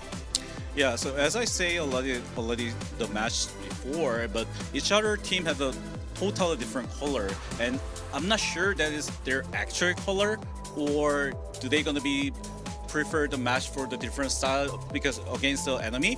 But most of the time they bring their strong point is a clean how do you normally win, but I want to see how they measure the match. All right, and this is what the roster that RTFM has brought for us on our final match of the evening. Hope and Xiaolan on the damage roll. This is I think this is unchanged from the starting roster from the first match, and Ruler is the sole tank, so there's no room for change on that. Support, Jinsung, and if I'm not mistaken, I think it was Ayako or Mali? Sorry, I lost that. Oh, it's Mali. Okay, there we go. Production saving me there. So it's unchanged starting 5 from match 1. And I think this is a good show of confidence. And like you said, 9K, we don't know whether the compositions and the strategies that they showed in match 1 was just, hey, we don't have to show our best cards yet, or is this the time? Or was the strategies that they used in match 1 were actually their team colors? So it's really interesting to see how RTFM fares in a more competitive matchup. So if you think about the Lijiang Tower and this map, I personally prefer to play the Samoa if I have an Echo player, because his scan is hard to make a value. I mean, it's not hard, but if you're thinking about compared to Lijiang Tower is slightly better for the making the easy value at his scan. But as I said before, the Lijiang Tower exists like almost 7 years. So this map is not ready for that much time. So that means each other have a different concept. Alrighty. Yeah. And this is going to be Dow's roster. I believe that this roster is unchanged. The starting 5 is unchanged as well. Damage High Vision, who was previously the player of the match on the match right before this, and Ace on the damage roll. Clear is starting in the tank roll. We've also seen Clear start on DAF. Yes, Dank did come in later in the match, but it was Clear who started on DAF on the second match as well. And Lumi and Pally, both supports have been playing as well. This is not a roster that I'm surprised with seeing, and this is nonetheless still a very good roster. I have a question. Go ahead. Who was RTFM POTG?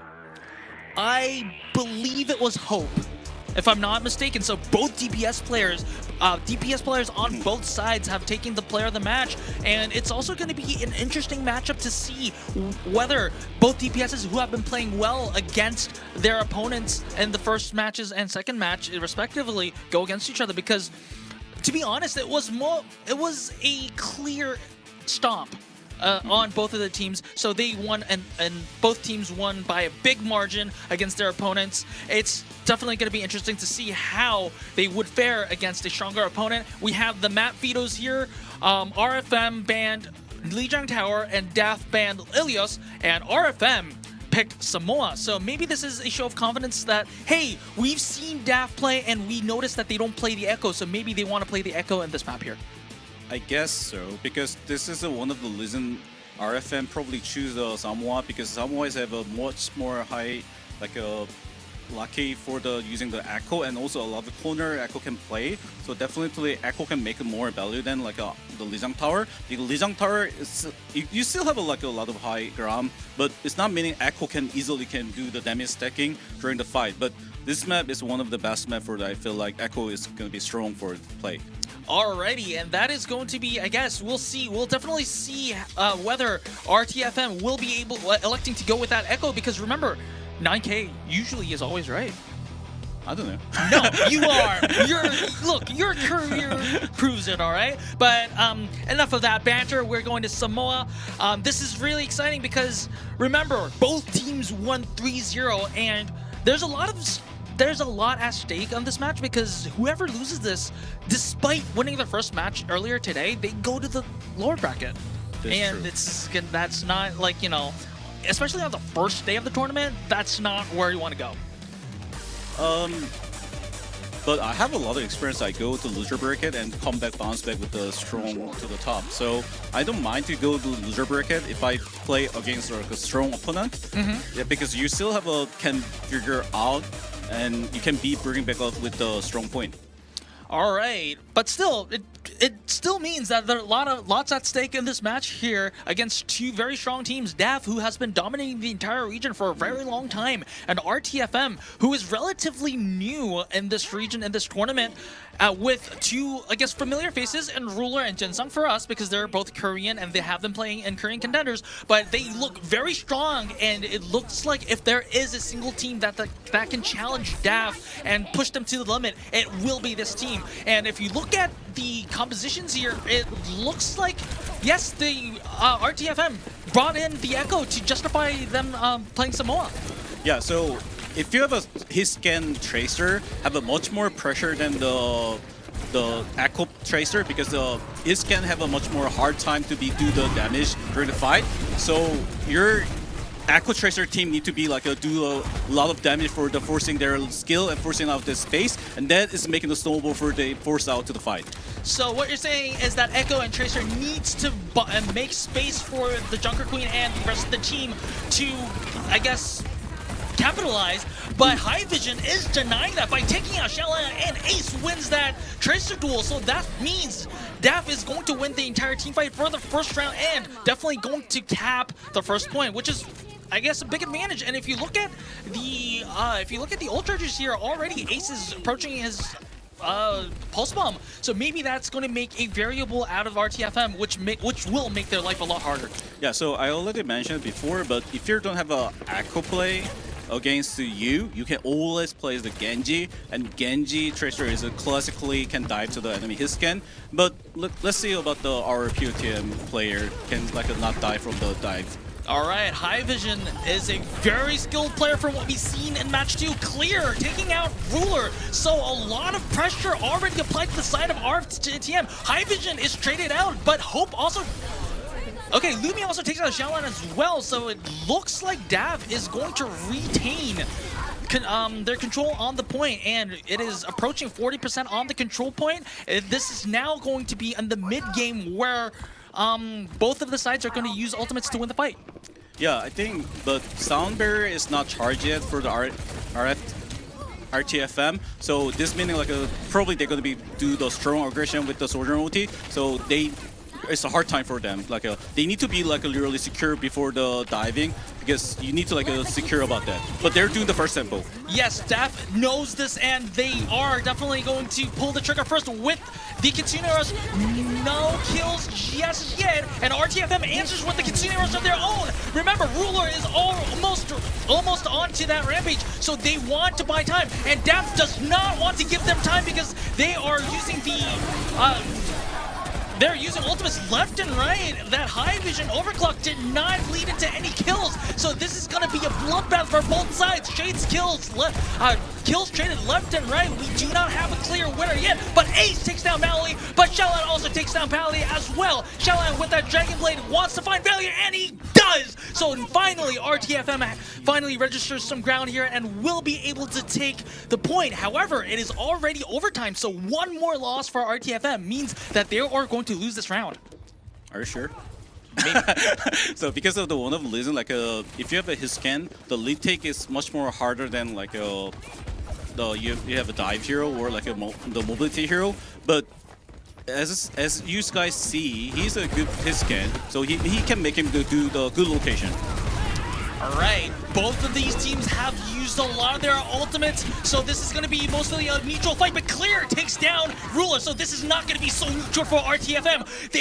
It took them so long for them to take a hold to this point, but it looks like DAF is going to take it away, and overtime is ticking, and RTFM has to touch and will not be able to, and first round goes to DAF. Yeah, so what happened the last fight is when the Junker can have a hold the position near to enemy or the close to enemy, that is probably strongest time for the Junker King, but it's not meaning she can hold there like forever. So you need to, in the end, to move the position, but I think they're like just not giving time to the run away. All right, and RTF on the side of RTFM, yes, Xiaolan did kind of, well, had a very good play with several kills on that Dragon Blade, but it was not enough, maybe a little bit too late for the side of RTFM to turn their fortunes around. They will be looking forward to change that if they want to keep themselves alive in Samoa. DAF and RTFM, very similar compositions once again, but this time RTFM is starting with the Genji rather than the Echo here. Yeah, that is a good signal for them, but normally if you want to using the Genji Tracer together, you need like a Moira, but Kiriko still can possible to running, but not as a powerful with the Moira. So let's see how they're gonna make it. All right, neutral fight on the point, struggling for the point. Not any no casualties as of yet. Hope on the high ground, looking for some spam damage, and on off screen, Clear takes that Xiaolan, so this is going to be a lot of side pressure taken away from the side of RTFM, so DAF has a lot more space to take away, but no, Ace is taken down, so it's maybe equalized a little bit. Possible, because but I think each other targeting is going to be kind of messy because they don't know which target they can be like a punish, and a lot of fight is going to be like a dirty fight, and also like a Junker can just easy can force to the enemy, and Tracer is always the key of the fight. All right, interesting thing is that there's no clear teamfight winner up until now, but remember, DAF is holding on to the point. So the longer this fight goes, actually, DAF is the one who's going to smile, because remember, even though if there isn't a clear teamfight winner, the progress is still in favor of DAF. I agree with that, because this map is like a point is really hard to take back, because if you guys see the map, they have a lot of corner to play at the under, so that corner like you can do the touch the point easily. Alrighty, and while we're saying that, we did have an exchange of Kitsune rushes, but still, DAF is taking the upper hand in the trades here, and maybe already we're approaching 60-70%, and depending on when or where RTFM wants to take this fight, this may be potentially last fight for RTFM on Samoa here. That this is gonna be last fight for the Duff, but Duff have a beat. Speed is and each other have a lot of ulti. It's not, they're probably not want to do the fast fight. They probably want to do as much like chill and looking for if a good target Junker Kid, this is a good target. This is a huge target for the fight. Yeah, after that they just like push them. Because even they're using like a blade, whatever, there is not gonna have a good target for the diving. Because I think the problem about the Luller right now is like they're never see to like this kind of like a dump truck the style of the fight. Ooh. Oh, Ruler takes, well, I mean, I think that was a vengeance kill on Ace, but however, it does not matter. Ace will be on spawn, smiling because DAF won Samoa 2-0, and well, I mean, despite expectations, I think that, like, most of the team fights were a little bit back and forth. It wasn't a clean fight either side. It was a little bit messy. It definitely could have been fought a little bit better on both sides. But in the end, DAF won both rounds, and it was a clean 2-0. Well, not so clean fights, but as a result, it was a very clean 2-0 win that DAF is probably going to be happy with. Yeah, I think one of the biggest problem is like the RTFM is need to be like be secure or thinking about the more distant about the Junker King tier fight, because once you Junker King has a take a damage, you're a bit hard to take back the space. But if you have a 2 mobility hero, you have a 2 option: just dive there strongly, or just wait a bit more about the there taking the space. But if you're just waiting, you never can take the space. Yeah, so remember, RTFM composition was mostly Tracer Echo or Tracer Genji. Like you said, there are both mobile heroes that needs to take the aggression, not waiting for the aggression to come to them. So I think that's good advice on the side of 9K here. And remember, this was RTFM's map choice, and it's going to be a little bit difficult now because the second map is going to be hybrid, and it's Dav's choice. So maybe Dav has something prepared for them, and it's going to be difficult for RTFM to kind of like, I guess, counter that. Because last match was they bring the Sombra Winston. That Winston comp was like a really seems like strong. So I really want to see they're going to be using like a same comp or same style of the dive, because King's Row is one of the good map for using the Sombra for sure. Alrighty, and we already have a spoiler for the second map. No, it's okay. It's okay. We're not going to get fired for spoiling maps, 9K. So. It's okay. So the next map is going to be King's Row. Let me just spoil the answers for you.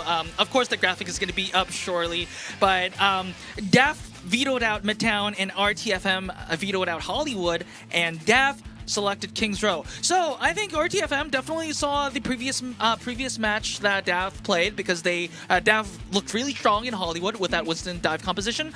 But let's talk about King's Row a little bit. What does King's Row kind of entail? What kind of compositions do we expect from both teams? A lot of team practicing probably Sigma comp or Doomfist comp. Like one is like a damage stacking comp, one is a dive comp.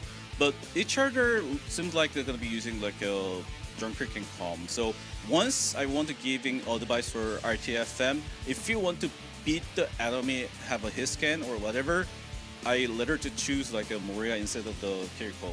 All right, coaching staff of RTFM, listen up, because you are getting free advice from the former Overwatch League champion coaches. So, coach rather. I don't want to include myself in, but anyways, the second map is going to be King's Row. Once again, this is going to be Dav's map choice, and it's going to be interesting to see, because I don't remember seeing King's Row maybe once or twice in the Japan region, maybe, I think, but mostly a lot of hybrid were Blizzard World choices from my memory, especially on Overwatch Champions Series. So it's good to see how King's Row will fare out in these matchups.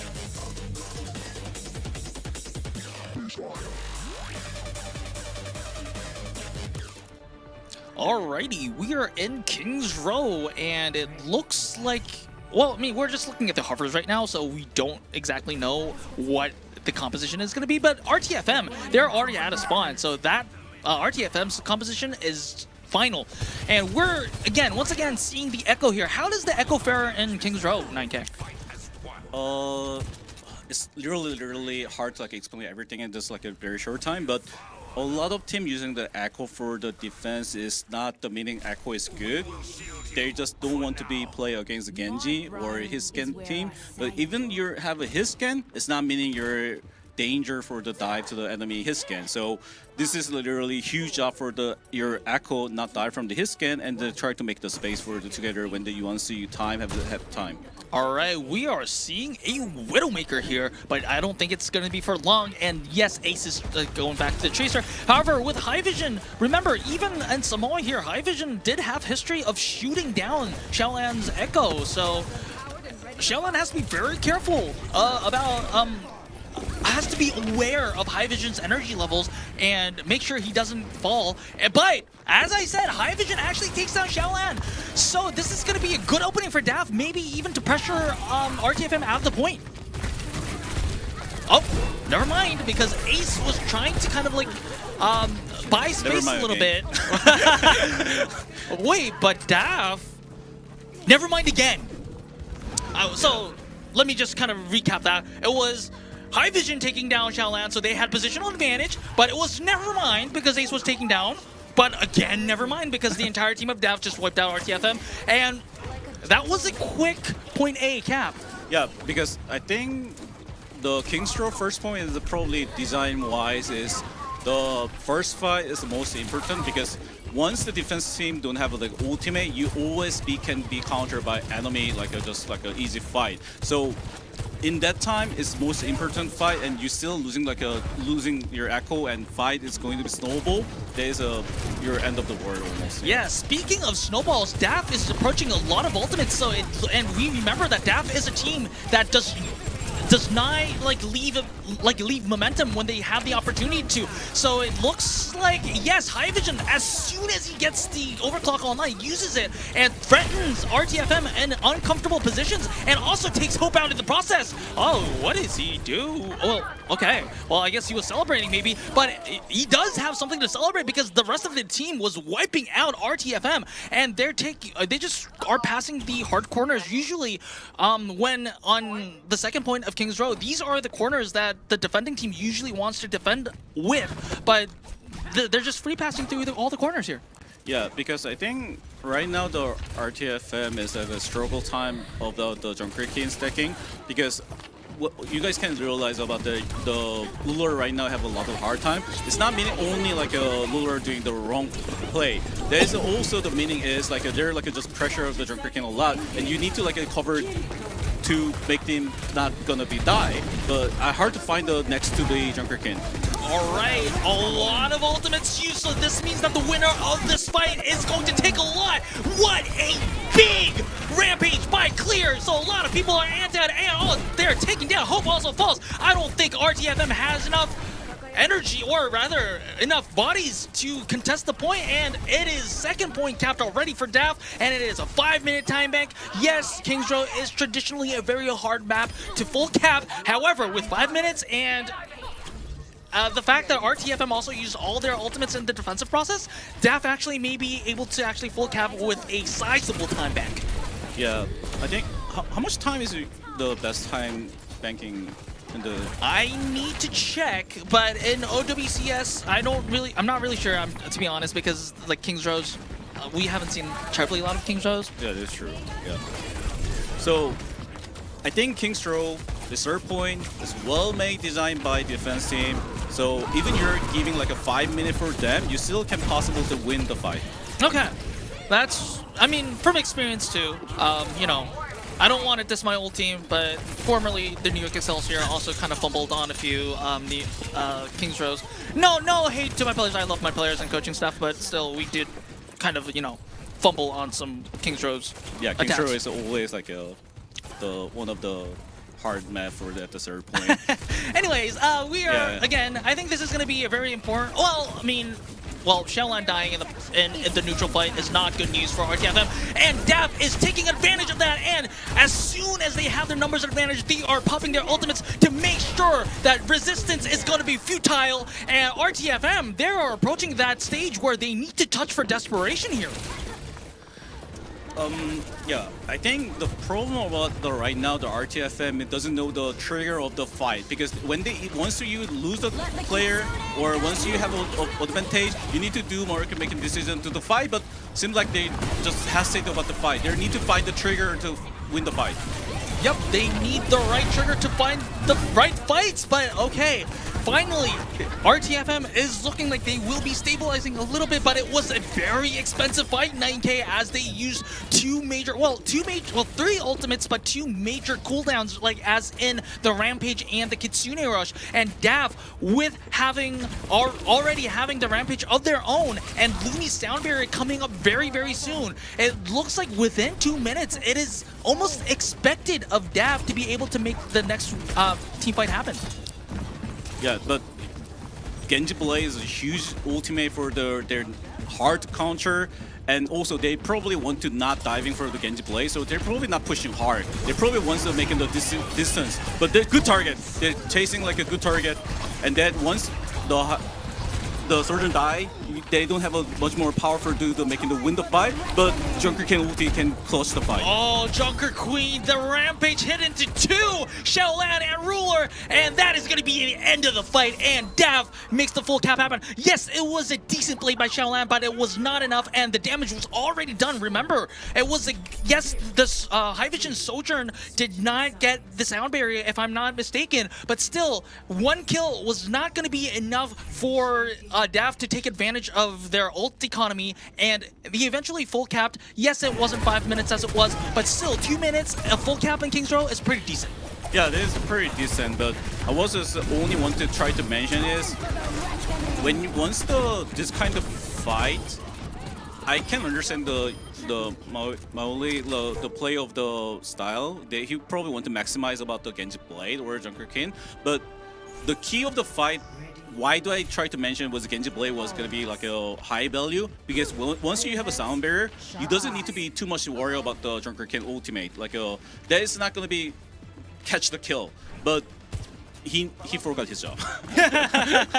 I mean, of course, you know, jobs Yeah. are very difficult, you know, Yeah.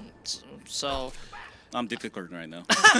No, you're doing a great job. So you're actually carrying me as a play-by-play because, again, this is my first time doing play-by-play. But you're carrying me with your expert, you know, analysis of the game. So you're saving me here. So don't say that your job is too difficult for you because you're doing a great job. And speaking of doing great jobs, DAF is certainly doing a great job right now with leading 1-0 in the series right now, and they are looking for a second map win against RTFM. RTFM again. Shaolan did let go of the Echo and is starting with the Genji. Apart from that, it is the exactly same hero lineup that we are seeing on both sides. Well, High Vision again taking down Mally. So this time, RTFM has to probably regroup, but I think they're a little bit far too in for that. And there's going to be 1 or 2 more stagger kills, which is going to be taking time off the time bank.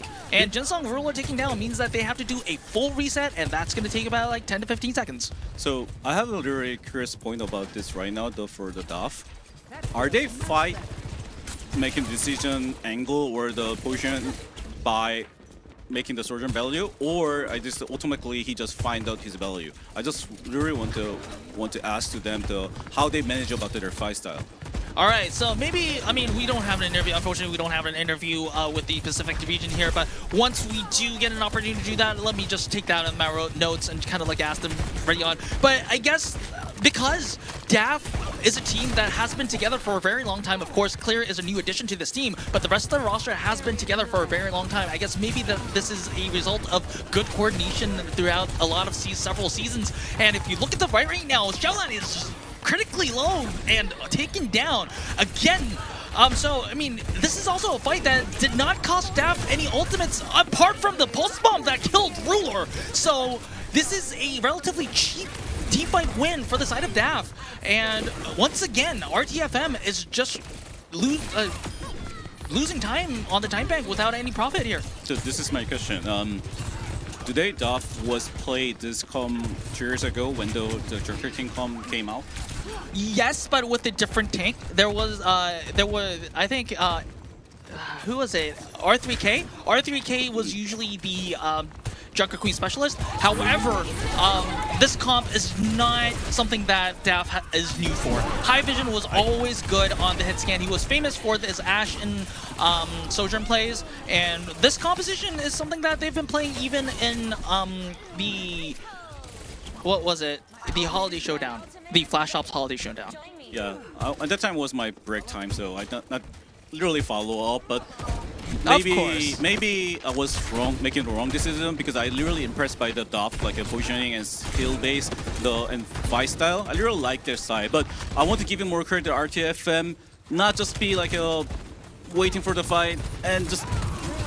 They're very yeah, aggressive. Yeah, very aggressive. But I think they're just like have an experience about too much about the counter dive, about the look at that. Their positioning when they're covering to their dive. It's not easy as most like people thinking. Ooh, that was a huge fat rampage.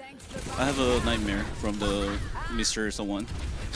No. Wait, no. we need to elaborate about that. No, it's not someone. It's actually I tried to not mention about the other team player, but yeah. Okay, so let's talk about a bit more about that because once you guys, if you guys can find the see about their Sojourn when they once time the Tracer bully the Sojourn, they're just instantly just covering to be like not making the die or like a HP controlling. So this is really impressive about their communication level. Seems like very high. Oh, and Ruler taking down at 15 seconds left on the clock. It's not good news for RTFM. Shaolan is taken down again. So this time it is going to have to be desperation touch for either. Okay, no Mally. Hope probably is going to be the only hope for RTFM. The recall is used for Hope to survive, and probably Hope has to touch again, but will cost him his life. And the knife is just here for the celebrations. Mally takes down Ace, but it is going to be RTFM is going to be taken down one by one, and it's only going to be the 2 lone supports remaining, and they are going to be no more as Staff full holds RTFM, and this game is already going to match point. So I can understand the point about the lot of coach or like a player to say about the DOF is one of the best team and the Pacific Legion, because I can see about their coordinate level and their like individual skill level. But why do I not just hype from the individual skill level? Because a lot of team can be like an individual skill level is good, the player as a player, right?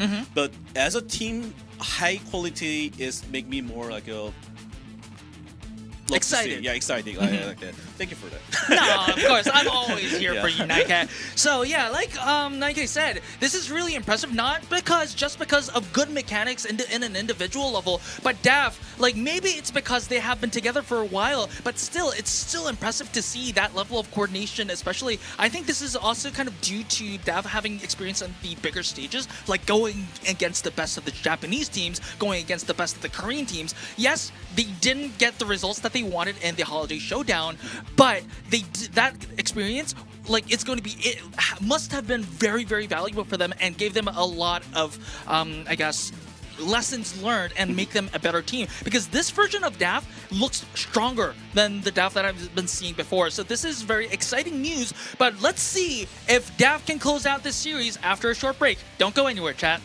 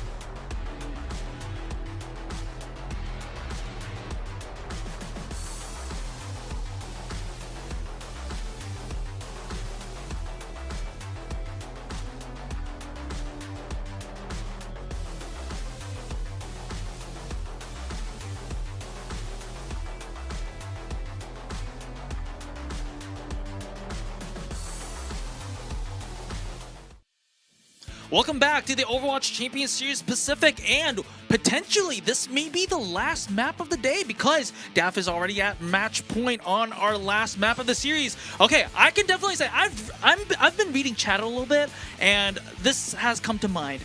DAF today is the enemy of drops because they're ending the map so quick, the matches so quickly. Like no hate to DAF, no hate to you, chat, but enemy of drops, justified. That man is friend of us. Well, maybe because we go home quickly, but It's not only because of that. Because when I was coach, always I want to be the first team where the older team finish quickly. okay, sure, okay. Good save.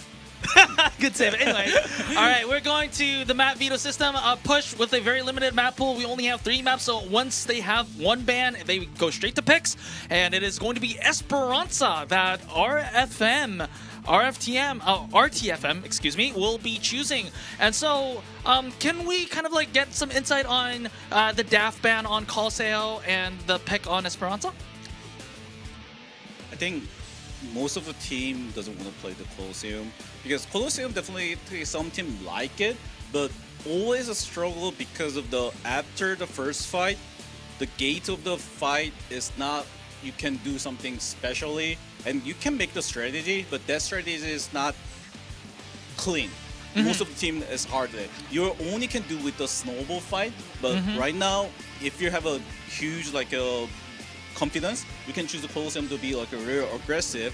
But if you don't have it, I let her choose Esperanza because Esperanza is definitely confidence for every single player. Alrighty, so Coloseo, I guess, summing up what 9K said is that if you lose the first fight, it's a risk because unless the other opposition makes a mistake, it's impossible to come back. So maybe if you're 100% sure of that you're gonna win the first fight, and later on you may take Coloseo, but why take that risk, right? So Esperanza is usually the map of choice that we're seeing a lot in both the Japan and Pacific regions. We've been seeing a little bit of New Queen Street, but mostly Esperanza. But we are ready to get into the match, and here we are.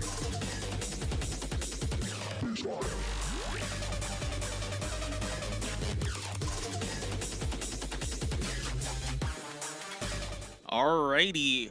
Potentially last map of the night. I'm still gonna wait for the hovers to come out and see what. Oh wait. I've never seen that before. Me too. I don't even realize the car was exist. Yeah, exactly. I mean, I've seen these cars because they're right in front of the spawn, right? But like, I didn't even know that there were cars running around the road. Do you can possible to die from that?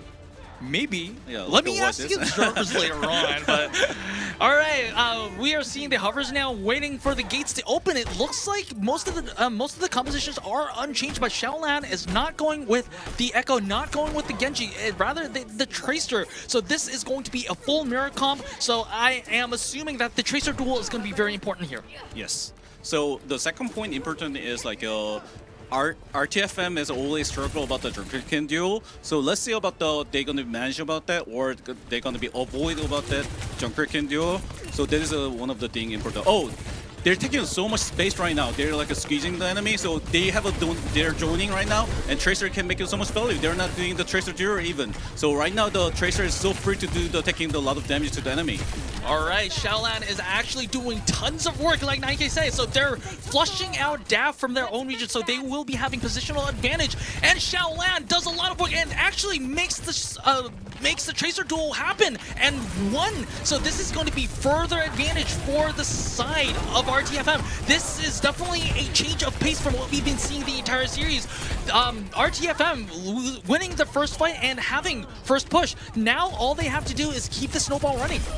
That's true, because a lot of team or like a sometime player like a confusing about this one, but even your comm is better, it's not meaning you're the better team, because once you play the same comm, totally different story.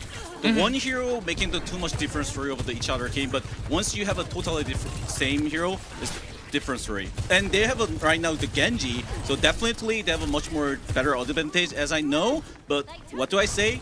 Tracer is the best shield for the control of the point. So they have a advantage of the space, so they don't need to do like something huge. They just disengage, and now the Tracer can just touch point, or they have a next time to touch the point easily, and they don't have anything like a hesitate to do something.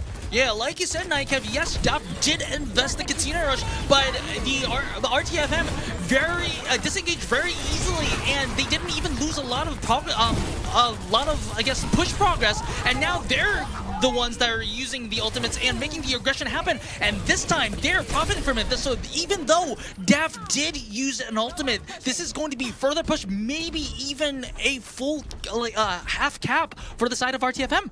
This is going to be huge snowball timing for the RTFM because they have a Sojourn ulti, and Sojourn ulti is the best spot is at here. And even once they have a Blade and other ulti, they have a Lucio Sound Barrier. Sound Barrier is, they're not even going to be given a chance to be fight. This is good play for the RTFM. They find the way about how they play. All right, they have finally found their groove. However, High Vision takes down Hope. And High Vision is following up with the overclock. So this, well, I guess RTFM was such in a good position. However, High Vision making that variable. I was about to say that the only variable that Dav would have probably made was that Hope or any other, I guess, support would have died before they could actually use their ultimates. But this is actually kind of like one of the worst scenarios ever because Maui actually used the sound barrier and the team still lost. So now they're going to be very vulnerable to Ace's Dragon Blade. That is true, because right now their Dragon Blade going to be free target, and once you win the fight, now you can capture the point, and after the snowball is going to be huge.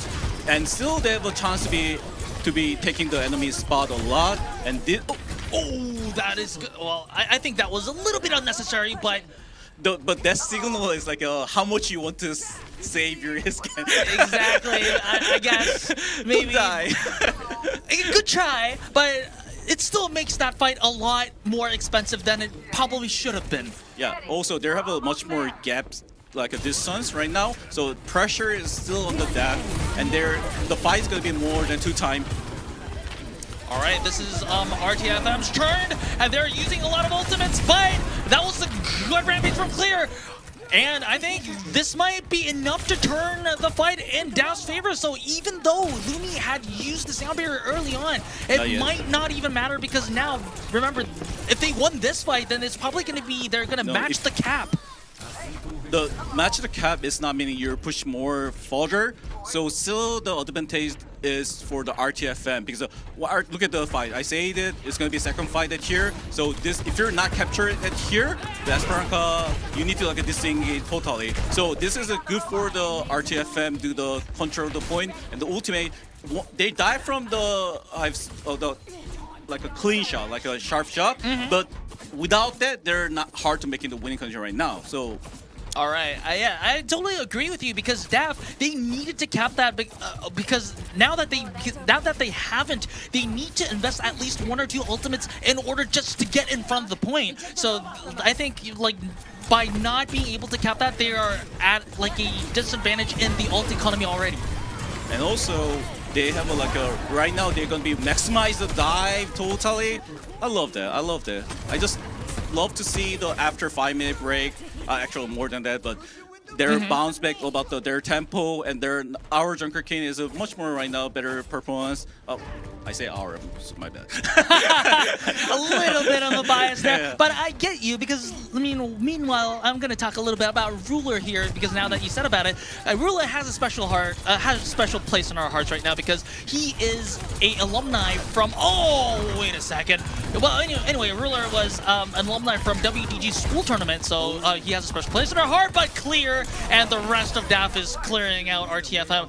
So, but RTFM has the lead. They will probably have a fight before the cap, probably. This is bad for the RTFM because there seems like a do the drive fight maybe, but they're not even charged their ultimate at all, and they're not forced out enemy ulti. So this is not good signal for them. So right now they need to be played really secure about before they dive, but still not sure about because they're gonna be do the 5 ulti.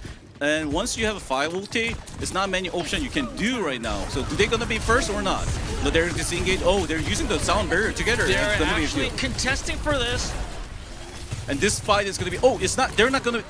Impossible to push more. So this is good signal for the RTFM. But yeah, what is it? Can't remember the Kin ultimate name, but The Rampage. Yeah, Rampage is gonna be huge for them. So, but still, you have Lucio and you have a still. You save him. If you save him, you have one more time to do fight, and you're pushed further than the enemy, and you still have a time, and you're gonna have a sound barrier. There we go. Oh, There big blade. is that contest to deny the lead. But Xiaolan is taken down with the blade because Ace are also answered with the blade of his own. RTFM does not want to give that lead away, so they are desperate to use ultimates left and right to contest this fight. However, Ruler falls, and RTFM cannot afford to lose this fight, but they do with a lot of ultimates used, and this is going to be a big snowball for Dav. RTFM, they lost Ruler early on, but they wanted so bad to keep that lead. So they used everything in their toolbox, but now they have to pay the price. Yeah, because this is classically happen once you try to using blade when they have a sound barrier, you're almost impossible to kill the enemy unless you have a good like a space or like a assassinate the enemy time. After using like a blade, there's a good time for to do the long fight or like a force to them to not take the space, but you was kind of greedy about the try to get a kill. There's not team play. There was like a personal curry style, and that time once you not ever kill, there's payback right now. All right.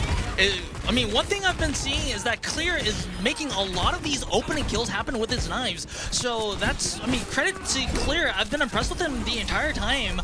But in the end, if you look at how the team fight's going, usually Clear just makes the opening kill happen, and then the entire DAF team collapses on the on RTFM using their numbers advantage. So look, I mean, merely a few minutes ago, RTFM was in the lead, but now DAF is looking at a 30-meter deficit with only 1 minute remaining.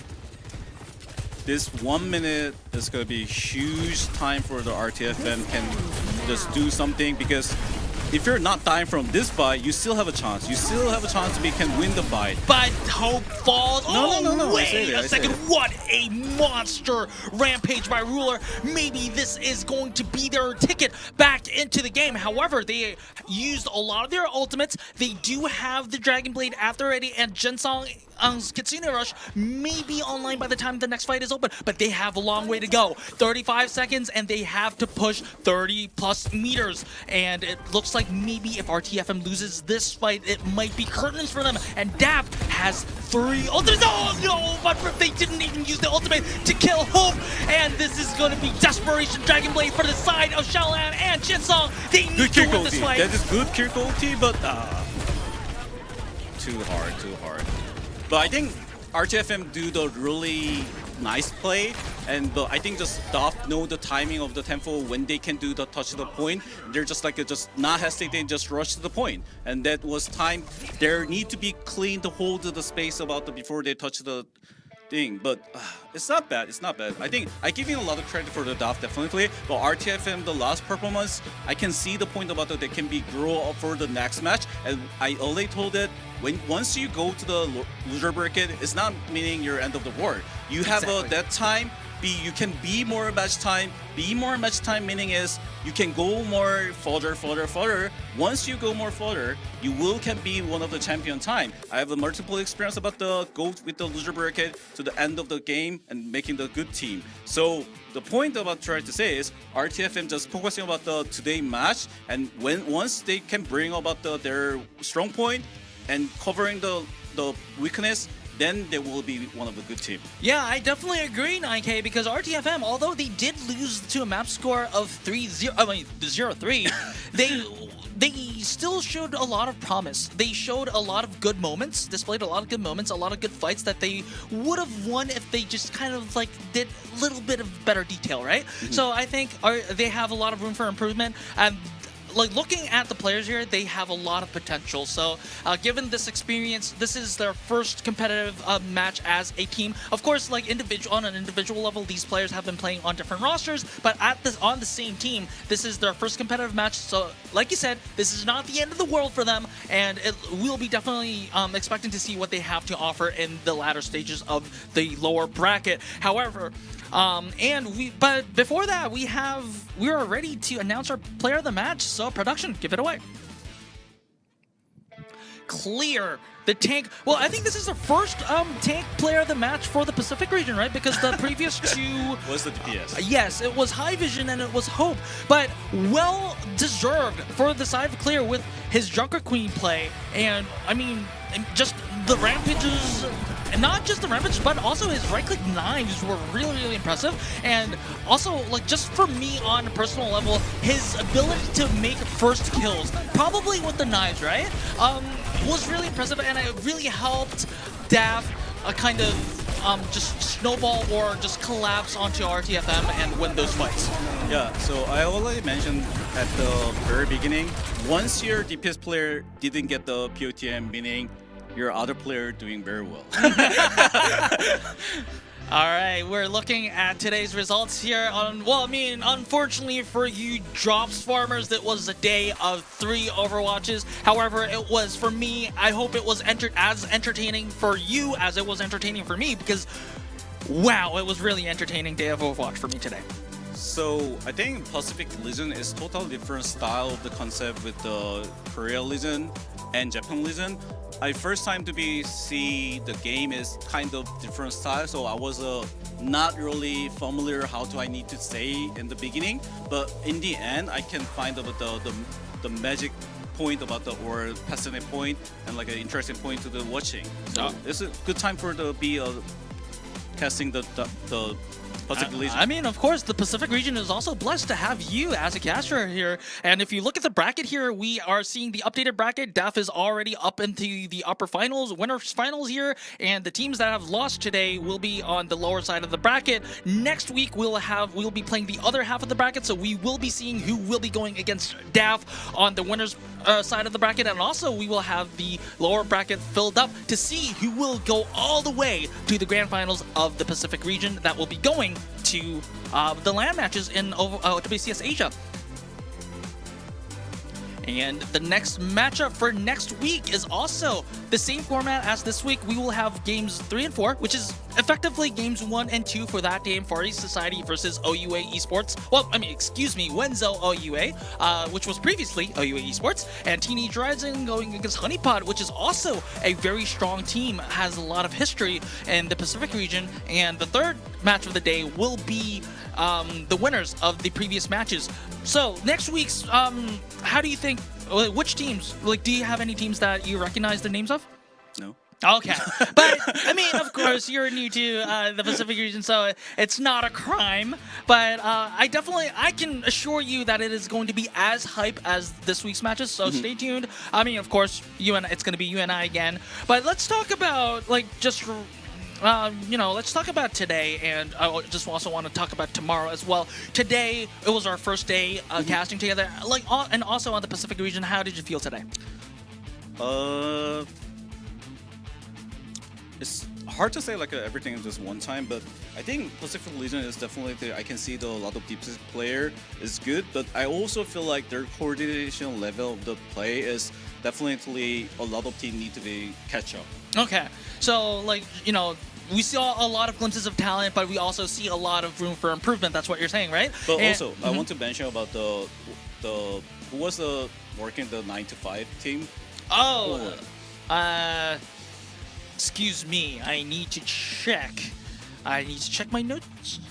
No, it's okay. Let me see. It was Personate game. Yeah, I think I will really want to try to mention them because once you try be working time and do extra time to be try with the tournament and play against a strong team, that memory is a huge memory, and that thing is you can be really happy, and you can still play with your friend. That is really good point about why this is a manager. Because if you're thinking about only the strong level, the game you can watching is boring. So if once you can be anyone can be play is much better. Yeah, this is definitely new, I guess, a breath of fresh air.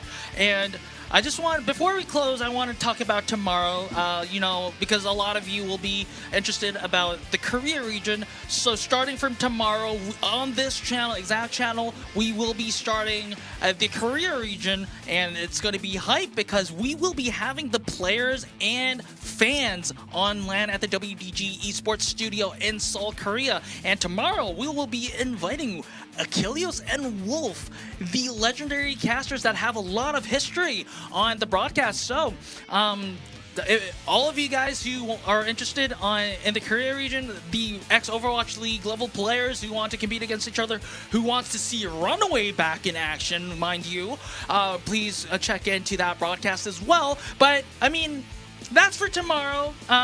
That's work for tomorrow. But today, this is the end of us. So Okay. Before the end up, you only mentioned about the long way. So I want to mention about the, what is it? Where's the Finn and Ballad play? I can't remember their team name. F something? Fact. Wait, what? I don't know. No, But, which team are you talking about? I'm talking about the Ballad and Finn. They're like a both like a play tomorrow, the last match. Yes. But whatever. Yes. So my point, I want to just try to mention about FTG. my ex-player. Okay, so he has the San Francisco Shock bias here. I believe that is FTG. There will be the third match of the third series of the day, but it will be a day full of hype matches. So stay tuned, guys, for tomorrow. But this is where we say goodbye today. Thanks for tuning in today. This was Unknown, and this was 9K. Thanks for watching today, and we'll see you next week.